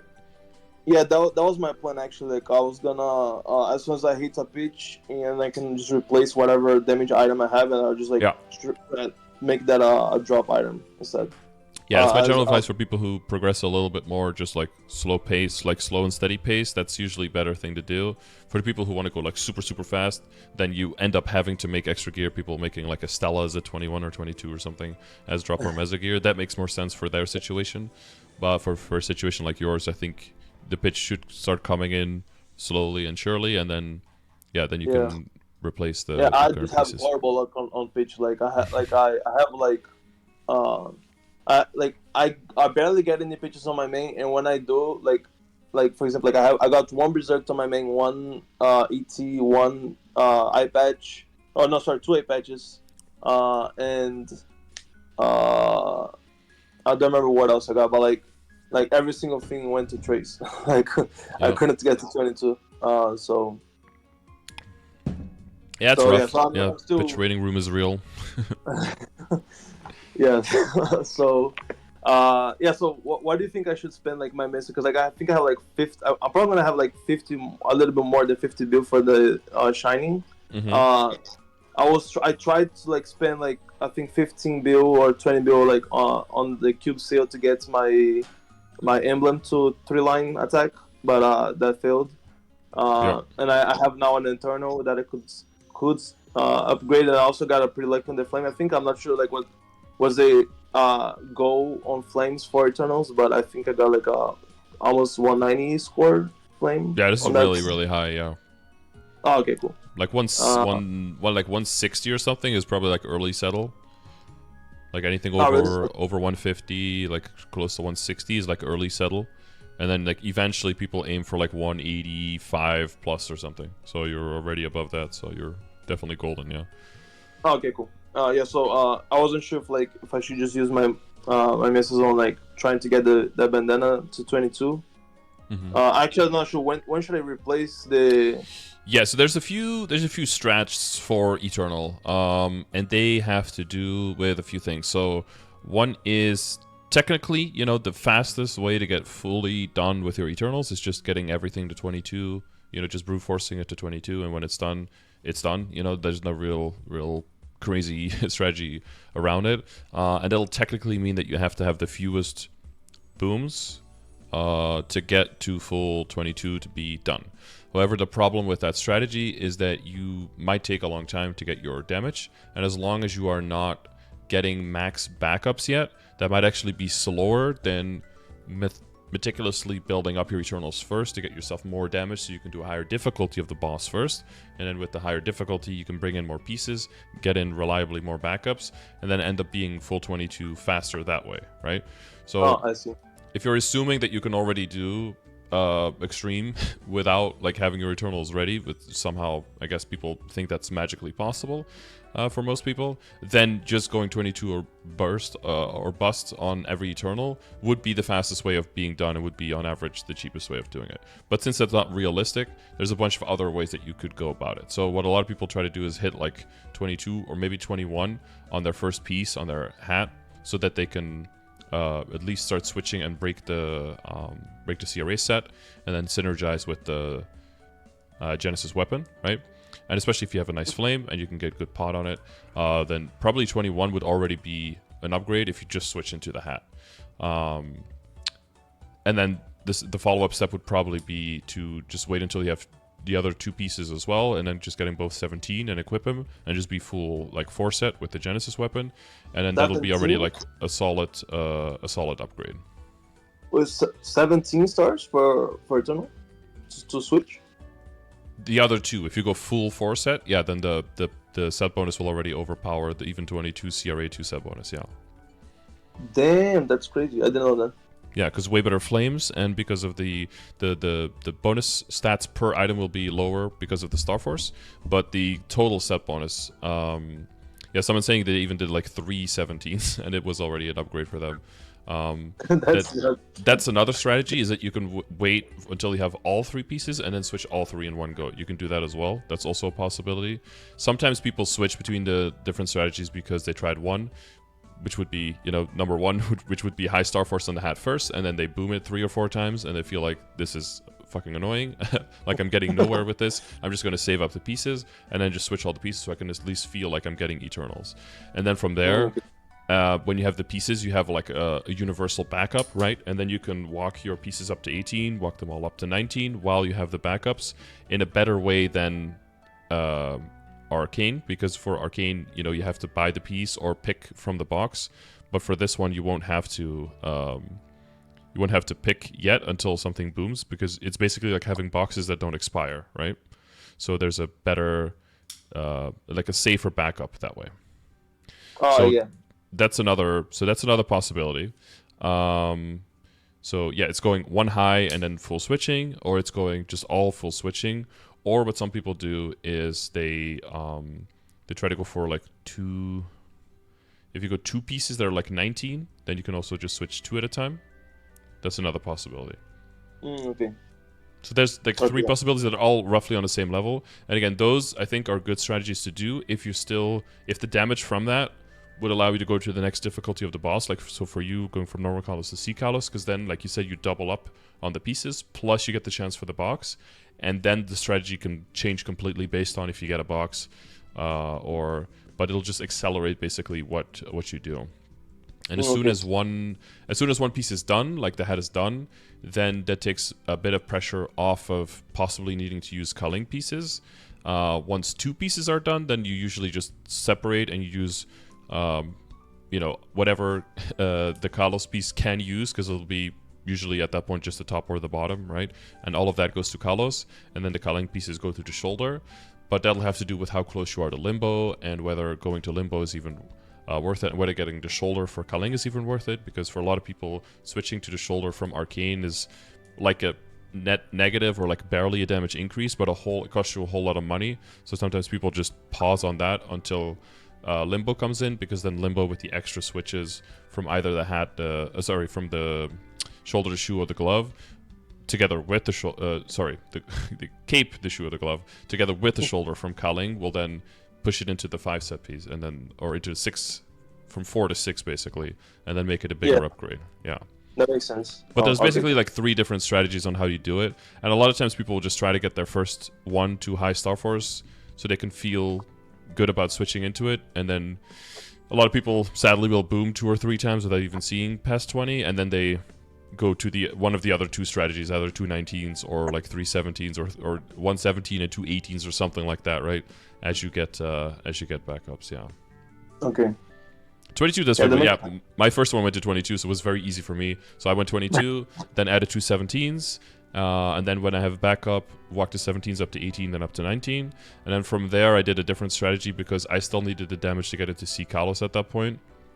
So I did a backup separately on behind up to 21 instead of the existing one. So because my idea was if that other one booms, then I could just hold on to my 19 that's already potentialed and already Star Forced, right? And if the other one goes to 21, that means I can go back to my existing one and try to tap it to 22, and then if it booms, I can get a 21, and then because from 19 to 21 is still a lot of weapon attack increase, I can just get like an okay potential, okay flame on the other one, and it'll still be an upgrade. And then from there on out, I could just 22 or nothing on any backup from then on out, right? To replace it. And then the 21 will just be for later, for 23 starring, you know, in like 4 years or something, eventually. But that way I could make sure that I was still upgrading towards the next boss, so I could get faster backups and potentially boxes, because I couldn't get it without it, you know? So that's what I decided to do. But that was easy for me to do as a strategy because I hadn't boomed anything up until I had 22, 19, 19. So I also had extra backups. So I was like, Yeah, so it's a good situation to be a little bit more safe if you still can get a lot of value from getting to the next boss. But again, yeah, it'll depend on how strong you are at that point, whether you can get it to a C-Colors party. You don't have to be that careful, and you can go more straight to 22. But I guess that goes a little bit into, because you had a question about, like, do you go to 21 on pitch as well, right? Yeah, actually, yeah, because Because you tried like I 22 and you boomed 3 times, so now you're wondering, should I settle 21, right? So the same thing. exactly. Yeah. It's a It's very like normal, yeah, it's a very normal thing. I Um, was like, I have my I think I have like, let me see, I think I have 4 sets pitch, mhm. and I'm like, I could like, I'm like so close to. Oh no, I have 3 sets pitch right now with the dark black heart. But the heart, Um, yeah. yeah, and so like without the heart, I have like 2 sets, Mhm.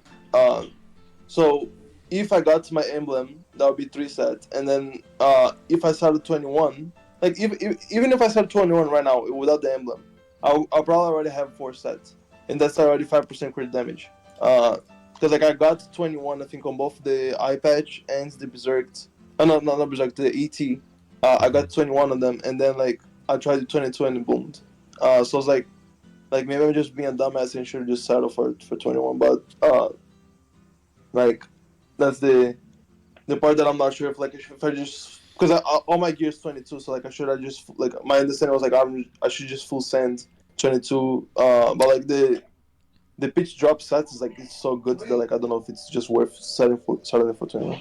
Yeah, so there's two major competing theories there. Is like, are you trying to make an upgrade, or are you trying to make like any? Are you trying to make any upgrade, or are you trying to make the upgrade, right? Um, Okay. the problem is that you can make an upgrade probably by making a 21, especially if it's a piece that's like a two that's a big jump upgrade from what you have now as a piece. But then, so like on the lower end, like let's say that you are in a situation where you have like a 19-star Sweetwater tattoo or something, like that's your face accessory, right? And you get a berserk, then I wouldn't go 22 on the berserk. I would try to get the berserk to 19 as well, just to match up with the tattoo, then try to get the tattoo to 21. If the tattoo booms, you can switch it to berserk and it'll be an upgrade. And if it doesn't boom, now you can try to get the berserk to 21 as well. Does the berserk boom? Well, now at least you got your tattoo from 19 to 21, so you still made an upgrade even though you traced the berserk, right? And if the tattoo goes to 21, you could also say, now I'm going to go 22 or nothing on the berserk.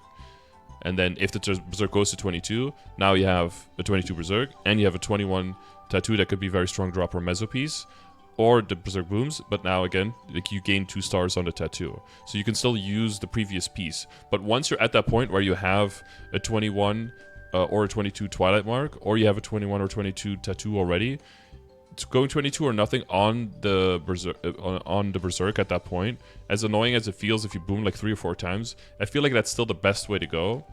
Because what are you going to do? You're going to get a 21, you're going to invest into the flame, you're going to invest into, maybe like get really lucky with like a really good flame, you're going to invest into the potential, make a small upgrade, especially with the set bonus for the pitch boss, right? But it's still always going to feel like not done, and then you get another berserk. Are you going to try to 22 it on the side? And then that's going to boom like 4 times, so then we're like another, year down the road. Once you do hit a 22 there, are you going to like try 22 your existing one? If that booms, you have to fully re-upgrade the other one. If it goes, are you going to try 23 the other one? Right? It puts you in like a little awkward situation where Oh yeah, where do you that's go true. past the 21, right? So a lot of people go 22 or boom because they just don't want to have to deal with that awkward situation that comes after. Well, let's say you do get 21 and you establish into it. What the fuck do you do after that? And then that feels so inefficient having to redo all the upgrades, right? So I think that's a good idea, but rather than just going 22 or boom because that's annoying and that's awkward, I would say set yourself up for 22 or nothing being the right strategy. So make sure that your current piece you have makes it so that you can go 22 or nothing without feeling awkward about it because you don't know if it's the right decision. Like you have a black B mark, 20 star, 3 line. That means I think that you can go 22 or nothing on the eye patch. Because even if you go 21, it's going to be a pretty small upgrade, right? Yeah, And that makes. and the awkwardness comes after that. And the only thing you could possibly get better than this, if you were like somehow like YOLO 21 or 22 a papulatus mark, or transpose and deal with all of that shit, which is really annoying right now. So I think this one Not is a set up. chance. Yeah. What's your current, like, yeah, and you have a 22 Twilight mark. That means for Berserk, you can also go 22 or nothing without feeling bad about that. Because without that, even at 21, it's going to be like barely an upgrade. Who cares, right? And it sucks if you get to 21 a bunch of times and you never hit 22. It really sucks. But we've all been there. I think my first one was after like 7 booms. Someone in my guild got his first one after like was his 13th pitch was his first one that saw 22. You already have the book. You have the pendant. And which other one do you have? That's it. Like I have the book and the pendant, and I have the emblem sitting on my inventory. Yeah, yeah. So I would say definitely trying to get that emblem done is a good idea, but we do have a shining first. So probably want to see if there's any Star Force gains that we can see for you in the short term. Is there any project for Star Force? Yeah, besides the Eternal Hat, I guess. And a Dreamy Belt, so I guess you have can the try. Dreamy But, Belt sitting, but like I don't have a CFE, so I don't know like if I should go for the Dreamy Belt whatsoever, because like I'll be breaking Golux, and I don't know if it's worth at the moment. You say you do have a CFE or you don't have a CFE? I don't have CFE. Yeah. So Dreamy Belt on Shining is something that I would do if I have the money for it, because that's going to be the cheapest time ever to do it.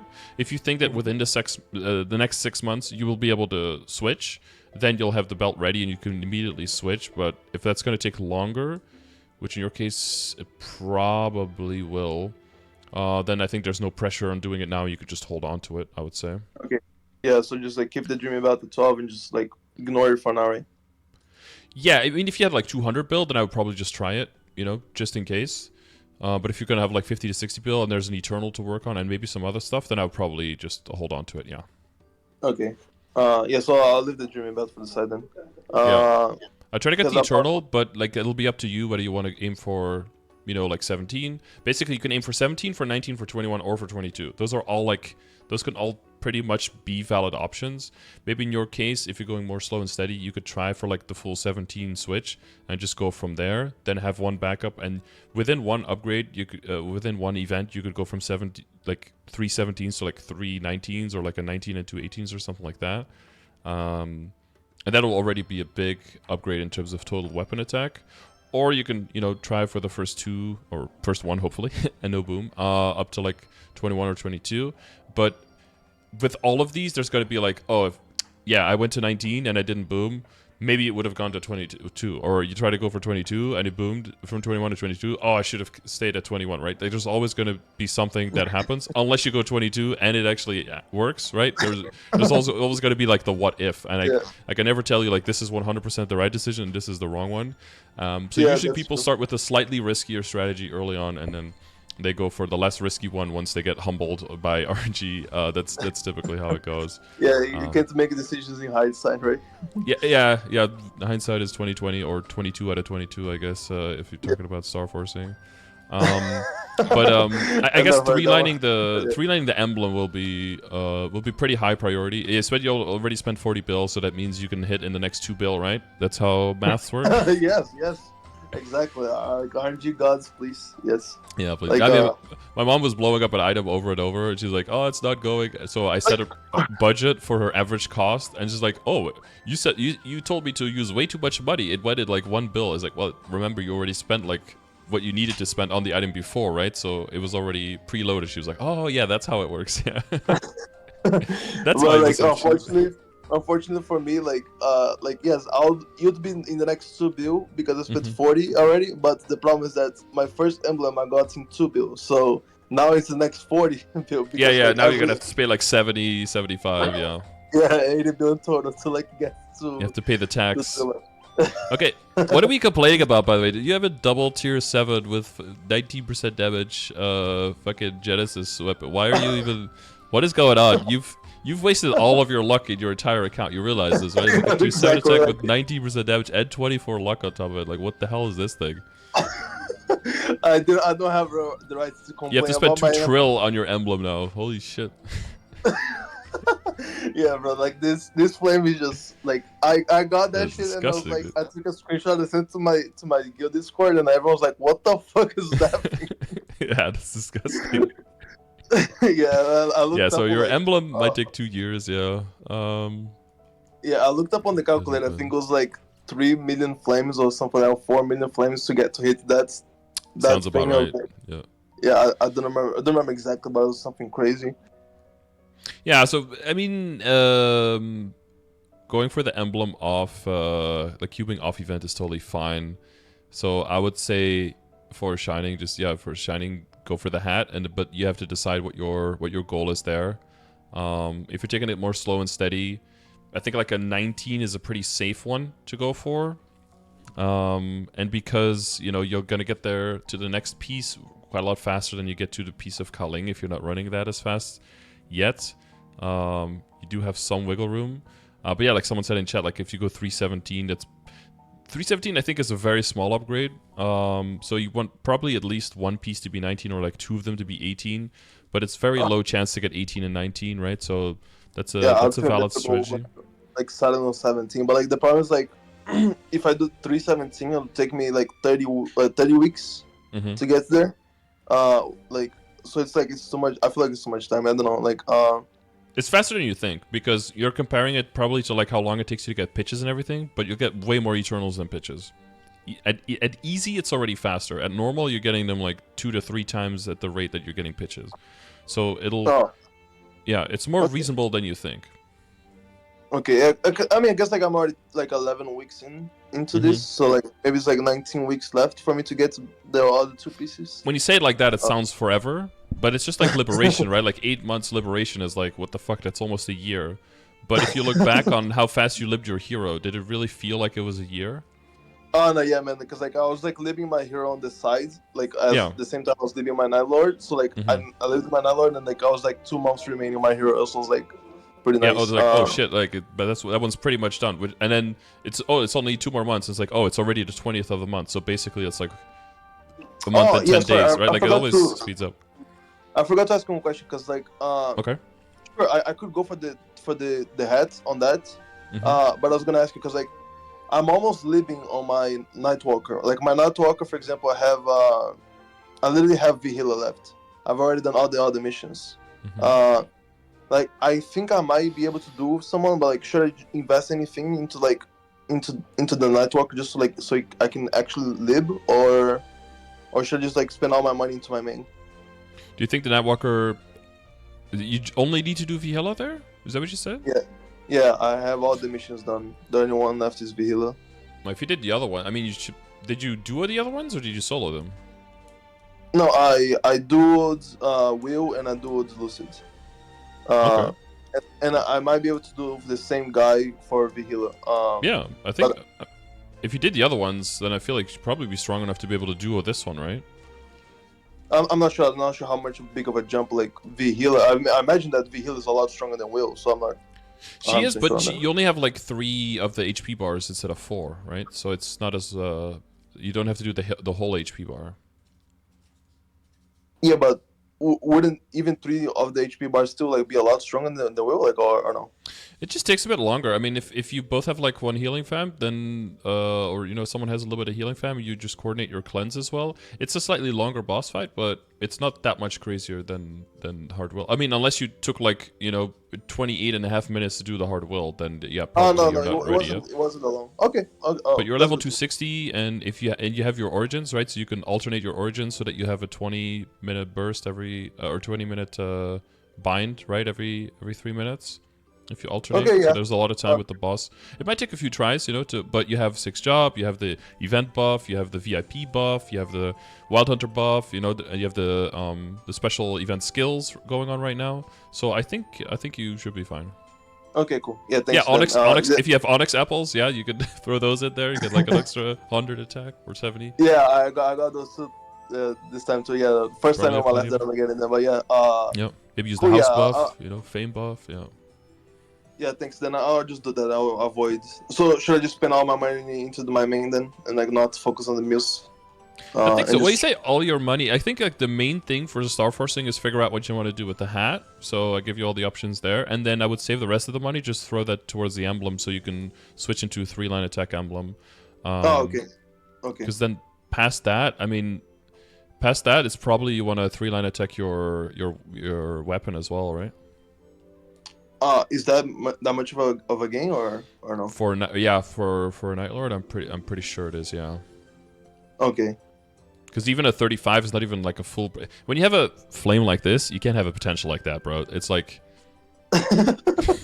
I was gonna make an association of looks two like things that money. are close together that hit each other a lot, but yeah, it's like this is like sacrilege basically. This is like yeah.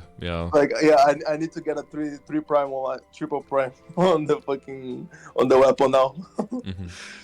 You might get kicked from the NightLord Discord if they see this potential with this flame. That's like a heavily frowned upon. But there's not much else that you could go super hard on at this point, because I mean, you asked for like double primes and everything. That's like really, really far. If you have the budget aside, you know, that whenever an Eternal pops up, you can tap it or tap it on the nearest event, or whenever a pitch pops up, you can just try to 22 it. If you have that kind of money lying around and you have overflow past that, then that overflow probably would want to go towards double priming, but you would only really want to, I think, cube off event on trying to double prime accessories with bright cubes. And if you're trying to double prime WSE, that's basically exclusively on event, because that's so expensive that, you know, that goes into the hundreds of billions towards like in trillions that you want to express it, not at a trillion, but it'd be like half a trill, 0.7 of a trill, you know. At that point, you probably want to wait exclusively for cube sales on that, so like around May and around end of November. But otherwise, yeah, for bright cubes, but you probably exclusively want to keep that for, you know, some people do it for like 22 slime ring, for that's like the lowest tier thing they do it, but they'll do it maybe for like your pendant, right? Like your 22 source, because you're going to keep that for a long time. You do have one backup, so there's, if you want to try for 23, you can. So what my situation was, because I will also go slow and steady, I was like, okay, 23 starring, much more inefficient than double priming, right?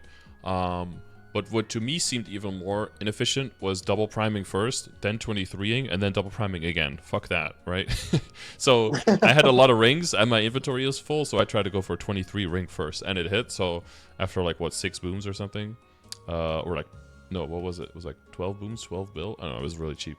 So then, now I'm going for double prime on that ring, and that's like my first double prime I'm going for.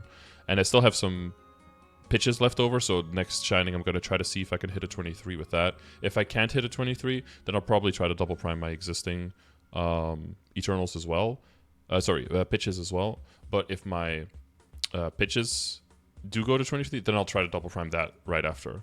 If not, either the existing pitches or maybe the existing Eternals. A lot of people also like to go double prime on Eternals, but that's per piece a lot more expensive. So typically they do that after they've double primed their accessories first, because they're just way more cheaper per piece to do that on.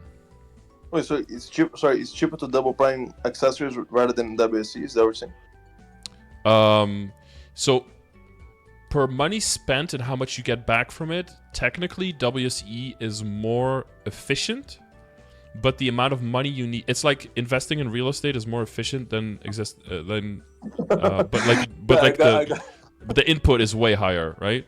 Yeah. So like on average, you'll get more back if you try to double prime a weapon, yeah, but you'll need like, what, 700 bill or something, and an accessory is like 60. So usually it's more reasonable for people to get like 3 or 4 accessories done.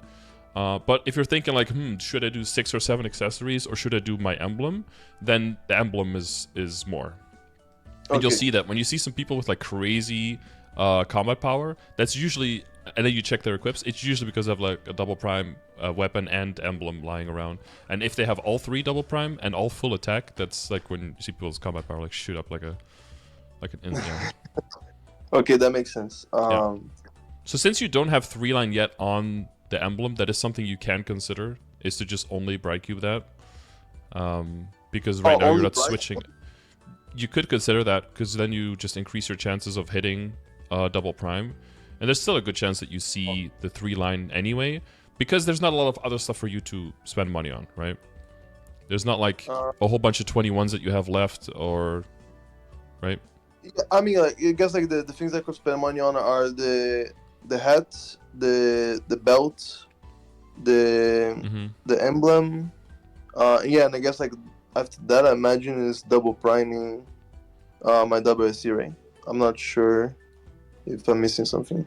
Like, I guess like, well, there's there's still your current potentials, like a few things that are not 3-line, right? That you could like do one more round of min maxing on, like to get everything closer to 30. I was just like saving that stuff for like when I switched to Eternals, because like Yeah. I wasn't sure. Yeah. So as long as you're saving, you might as well try to go for double prime on the emblem, because the emblem, that's gonna be, I don't know, as long as the last emblem stuck with you, that's even longer the next emblem is gonna stick with you. Plus, you want to make it a big upgrade compared to your 30% attack anyway, right? So Okay, yeah, so it 3% could attack. be a good idea. Yeah, yeah. Maybe I'll do that then. Mm.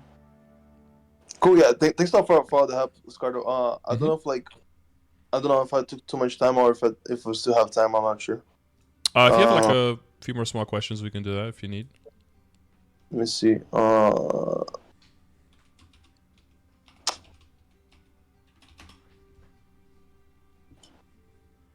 So we're not settling for 21 pitch. We're going for 22. So NightLord is fine for Endgame, where they have upgrade. So upgrade path then for now is gonna be using the Shining Star Force for the hat, and then after that going for the emblem, possibly double prime.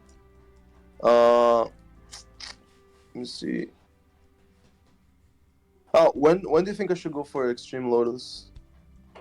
So you said you were going to maybe duo with someone for normal Kalos, right? Is that person also doing Extreme Lotus already or not? I'm not sure. I haven't asked him. Okay.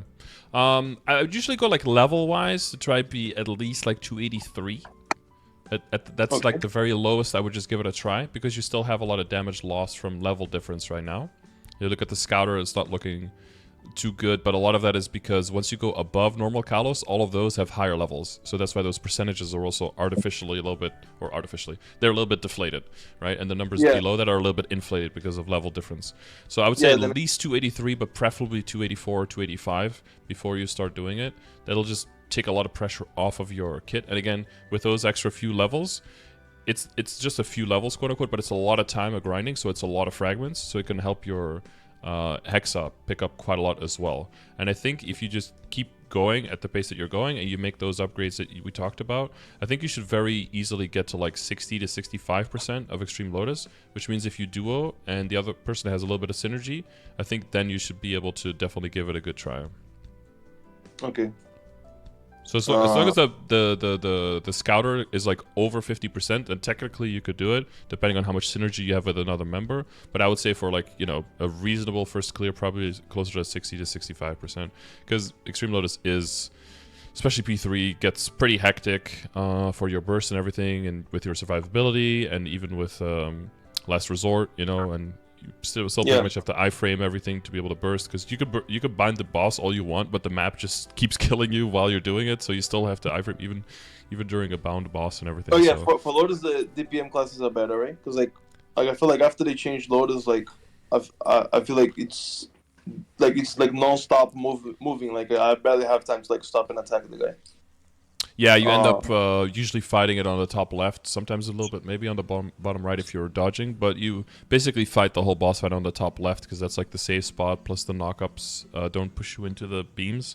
So there's like a little pretty small area where you're trying to get out. If you can get him into safe mode, then you have a little bit more movement, but you don't want the boss to teleport away too far from you or your party member, because you're probably going to be kind of doing your own thing in terms of bursting just whenever you have your burst, because you're just two-manning, so you have to optimize each other's DPS, right? So if one person's burst is way bigger than the other, then you are just going to focus on one person to be the bursting and the other person more DPMing. But if you're both 3-minute, then you can just always burst at the same time, and then probably alternate origins so that you can always have a longer time that the bosses burst. Again, not a guaranteed you can get more burst off, because you might still have to iframe, but it'll at least make it so that the boss is bound for a little bit longer, so he's not knocking you up, not pushing you back and all that stuff, so you can at least eliminate some of the shitty patterns that would otherwise interrupt your bursting. okay, yeah, that makes sense. Thanks. So I have two small questions. I don't know if I have time for these. Go for it. So first question is like these bosses, like when they're going for like from hard to extreme, is the only difference in damage, or like do they have extra mechanics, like for example like hard black mage to extreme black mage, or hard lotus to extreme lotus, or like normal calling, or like normal kalos to like chaos? Like is it just damage, or do you get extra mechanics there that you have to learn? Yeah, Uh, there are also extra mechanics for all of those that you mentioned. There are extra mechanics. Yeah. So oh, for extreme Lotus, the percentages of how much you take the gauge down or how much the gauge goes up passively is all increased. So it's easier to get like the powered up mode that does a bunch of extra skills for Extreme Lotus. The duration changes a lot. The biggest change with Extreme Lotus is that just a lot of the little things just do more damage, so you just have to dodge better. And you really want to make the boss hit itself with the like tentacle attack, the cable attack, as much as possible to keep it in safe mode as long as possible. And then I didn't know that. after every big pattern, there's also a really big cable that does a really big attack and that does a big gauge change. But the shields will be more frequent and shields will be bigger. So you want to make sure that, especially in P1, that you hit yourself with, Lotus hits himself with the attacks, because that breaks his shield way more than damage does. Because during the shield, they only take a small percentage of the damage. So you need a lot of damage to break the shield. So you don't want that to happen while you're bursting or something. So sometimes it's a very good idea, even in P1, even though the boss doesn't move, to bind him before you burst, or to wait right after his shield to burst, so that you know you can get your burst off outside of a shield, right? Okay, that makes sense. Yeah, and the big attack on the ground is a one-shot in P1, but P1 is still decently doable. But the main thing is like, yeah, so I think the full pattern is like there's 11 of those little cable attacks, then one really big one, and then 2 more small ones. That's like the full pattern, which is just a lot, and it's gonna feel like, or 10, yeah. It's gonna feel like it's going on pretty much all of the time. And that's most of the difference, but like all of the little things just do more damage, so it's good to have one person with like the holy fountain out, right? So you can heal every once in a while, like on top of the regular healing already. Okay.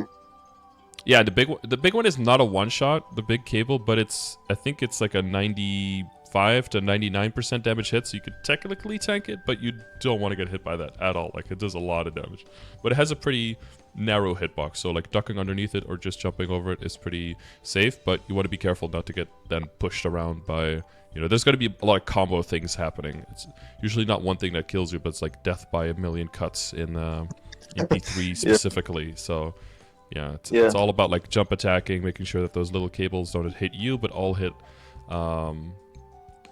Lotus. Yeah. For Kalos, there's like an empowerment mode as soon as like multiple machines are up, and a bunch of the skills do hit more damage for Kalos. So there's that extra going on. For Kaling, there's an extra. I think there's an extra pattern, but I don't know if that's for hard or for normal. Normal is very similar to easy for Kaling. It's just that. It just is it's like 5 times the HP, so that jump is pretty big. And for Black Mage, there's one extra. It basically like the chains in Black Mage do quite a bit of extra damage. So where in P1 you might, or in hard you might be able to just tank them a little bit and not care too much. Same thing with like the lasers in P3. You might just kind of like, tank them. You have to think a bit more on whether you want to tank them in extreme, because they will do quite a bit more damage. So. Jump attacking, basically the same way as extreme. It's good practice for Extreme Lotus as well. Doing the jump attacking and trying to just keep dodging and damaging at the same time, because it'll be tricky. But there's one extra pattern in P4 which takes a little bit of getting used to. But basically every like 40 seconds or so, you will randomly swap half of the party to the other background color. So you'll have to call it out when you see like the aura around you like fade, and it gets a little bit bigger and it fades out, and then it fades back in, and it could be the same color or it could be a different color, 50-50. So if you see the other color, just like immediately use your NPC chat to switch the dimension again. But because you got to be careful if you get hit by something else, right? You have to make sure that you're dodging and that you're safe. If you get hit by something else, you get double curse, and then you get sealed a little bit, and then you'd lose a life. So that's the one tricky thing. But other than that, yeah, a bunch of the stuff does extra damage. Yeah, that makes. VDK saying shit hurts quite a bit more normal Kaling compared to easy, getting 3-shot by bird flying on normal rather than just tanking it all on easy. Yeah, I mean, that's a general thing. I think that the percentages of the skills are just a bit higher, but I don't think there are any extra patterns or any extra crazy things from easy to normal on Kaling. Extreme Sarana I actually don't I haven't done yet myself, so I'm not 100% aware of how different that is from hard. It's definitely a lot more HP, but I think a bunch of the skills also just do way more damage. Okay. And calma, pera, agora. Uh, so sorry, man. Like this is like you don't have to like take too long to answer this one because like I don't take too much time of yours. But like for Extreme Star, for example, like I know like you said that the reason to do it is like because of the exceptional enhancement, I think, for the pitch boss. Like, is that even worth it? Because like when I look at it, it's like 15 attack. And the other question I was gonna ask is like, if it's worth for me to even spend time trying to do extreme black mage rather than just like soloing hard black mage. Because like the soloing hard black mage, I have full access to the pitch drop there, the badge. Or like if I should even like try to go for extreme black mage or not. So like those are the two remaining questions, and we can finish it up. I think the two big things is we don't know 100% if the drop rate is higher with a 6-man on the higher boss than it is soloing on the lower, right? So if going up in black mage, if it's just for the chance of the badge, then I don't know if that's worth it, and nobody, I think 100% can know unless we read like the data of the of the things, right? In general, we assume that, right? Like going, instead of doing 6 normal slimes, doing a 6-man sea slime is probably still better to get rings than from the solos.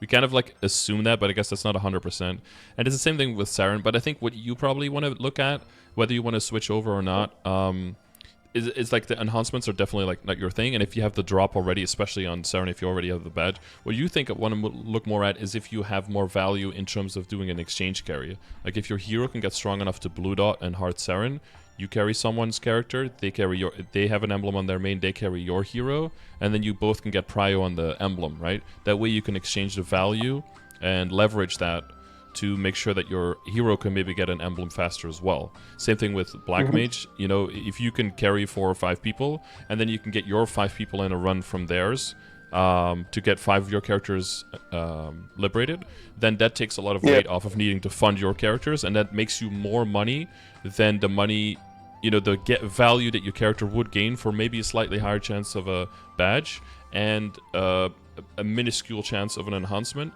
for a boss that's way harder to kill and that's going to take a lot more organization and people showing up and all that. Yeah, exactly. Yeah, that's the main thing. I was like doing trades on Black Mage by just like soloing, taking like 5 people and like seeing if they can take my meals.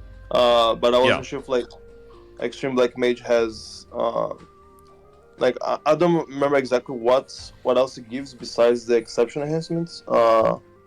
So like I'm not sure if like the chance for the badge drop is assumably better. I mean, like armor boxes and all that is no longer a factor. But it's mainly about the chance of the badge and the exceptional enhancement. That's really the only thing. The crystal loss is not that much because you still get a 3 bill crystal on a 6-man versus I think 4.5 now on a solo for normal. So that's not that crazy of a loss for a monthly boss. Yeah, as long as you can still liberate some like high-level boss meals that would get a lot stronger from it, I probably would just keep blowing up hard, and that would give you some time to get stronger and find more people around that even want to do the boss. Because you're also still only at like barely at 100%, right, for the 6-man. So you probably want to get a little bit higher there as well before you even start considering switching. And same thing for Extreme Saren. I think if you're bringing up your characters and you definitely wanted to get to solo BM on more characters, and maybe with the future looking at the Legion hero system, then it's probably a good idea to get some characters up to 265, potentially up to 270, just so they can have enough sacred power to get their blue dot in, and then just exchange with another person to try to get emblems on them. Because emblems seem to have a pretty good drop rate. I've seen like probably at this point like twice the amount of emblems that I have seen books, and I have probably run hard will about 6 times as much as Saren. So it's the drop rate is crazy compared to it. So if you can leverage that position of the main character, that's also a lot of value for your account that you can get. And like we said, yeah, as long as you're not capping your crystals, if you're doubling up on crystals but they're half the value, you're not losing any value on a weekly basis there. So that could be a good way to get value for your account. Cool. Does that answer your question? Yeah. I think so because like I don't understand very well like like how much the exception enhancements do because like when It's I like look at it, it's like it's almost like an extra star basically. It's like almost getting from 22 to 23, but without having to risk booming your item. But you get it guaranteed okay, if you get the gotcha. drop. Oh, so, Kind of, yeah. like all the percentages apply and everything is everything. Percent. No, it's like 100% to work if you get the exceptional enhancement. But it's No, when I almost meant like like percentages, like for example, like if I have like a 77% bonus on my attack, uh, like for example, like if I, like my for example oh my yeah yeah. WC, Yeah, it's uh, like base stats on the item. Yeah, yeah. It's not like final stats. It's like base stats. Yeah. So it also gets oh, multiplied by percentages and everything. Yeah. oh okay, gotcha. Oh, that's cool. Yeah. And like it's only one single enhancement, right? It's like you use it once and that's it, right? Yeah. Yeah, you use it and then you enhance on pitched, and then with the new NPC, basically what you will be able to do is take the enhancement off if eventually we get more pieces from the Brilliant set. Then the Brilliant boss set will basically all of those pieces will be able to enhance 3 times each. But every single time you have one success, the next one will have lower success to work. And because the exceptional enhancements are they're so rare to find, because people don't want to feel people that are like locked into their pitch for even longer, because they have to now also exceptional enhance on top of 22 and on top of set bonus and everything, right? They'll be able to take the exceptional enhancement out of the pitch and put it in there, which is actually mainly like a heroic buff, and that's for interactive is probably not the hugest difference. But that's something that you can do with the NPC is transfer the exceptional enhancement over and just take it off and put it into the other one. Yeah. And the exception enhancement is it instanced when it drops, or is it? No, that's a shared. By- It's a shared drop. Yeah. Oh, okay. Gotcha. Oh, no, cool, awesome. Yeah, sorry. I think that's it for all my questions. You answered everything. You got everything? Yeah, in very detail, man. Thanks a lot. Okay. Hey, you're very welcome. Yeah, hopefully it was good for you. But yeah, if you have any follow-up questions or anything, you can always jump by the chat, and we'll make sure to help you out. Awesome, I appreciate it. Thanks a lot, man. All right. Sorry for time. No problem. Have a good one, man. You too. Take it easy, man. Bye-bye. Bye-bye. All right, another happy customer. Cool. So yeah, there's even when you think everything could seem pretty obvious, every situation is different. Everyone has different amount of time available, different goals that they want to have with their account, different balance between work-life, different balance between main and side character, and all of that. Welcome back. What's up, dude? And yeah, but his fams are really looking pretty hot, so there's not too much pressure on that extra there. Third boss fam would always be nice, but that's probably something to worry about after getting to 285. But I think 285 is still worthwhile. I think there's no need to feel like NightLord is bad in Endgame or something. It's definitely not as crazy above everyone else, right? Because more party buffers, especially big benediction and all of that, made NightLord excel even more than it did with all of the final damage stacking. And there's definitely some ground gained by more DPM heavy classes or characters that don't scale as insanely by being buffed by party members. So there's some ground lost, I guess, for the NightLord supremacy on the craziest burst. But I don't think they're bad by any means, so I definitely wouldn't... NightLord lost their apple juice providers. I think it's definitely like a really, really very solid class still, and especially if you have a flame like this on your weapon. Like, can you really switch mains if you're rocking this thing? Like, come on, dude. Ain't no way. But yeah, if you enjoyed, wait, are you calling back? Wait, does he have one more question? Hello? You have one more question? Hello? I'm sorry. I accidentally came back. He butt dialed me. Oh my god. The Discord butt dial. The first. You can hear me in the background echoing through his house. Okay, but yeah, hopefully this was informational to you. If you have some follow-up questions or, questions based on this session, make sure to leave a comment. And if you want a session like this, make sure you check the description or use the Twitch chat and use !coaching, where you can see how you can get coaching from me personally with a session like this. There's a bunch of ways to get it. You can get it for free. You can get it for not free. You can earn it by just watching the stream. There's a lot of ways you can do it. With that being said, I will also draw the winners for December, which I haven't done yet. My bad. So by the time you see this video, the winners will have been drawn. So make sure you check the post, check your Discord, and see if you've been reached out. Because I'm drawing 3 winners for this month. And then you guys will have a coaching session with me as well. And then we'll reach out and we'll do all the planning. It'll probably be tricky with Christmas and New Year's and everything, but we'll do our best and we'll make it work as soon as possible. So yeah, thanks for watching. I hope you have a good one. Bye. Bye, you two people.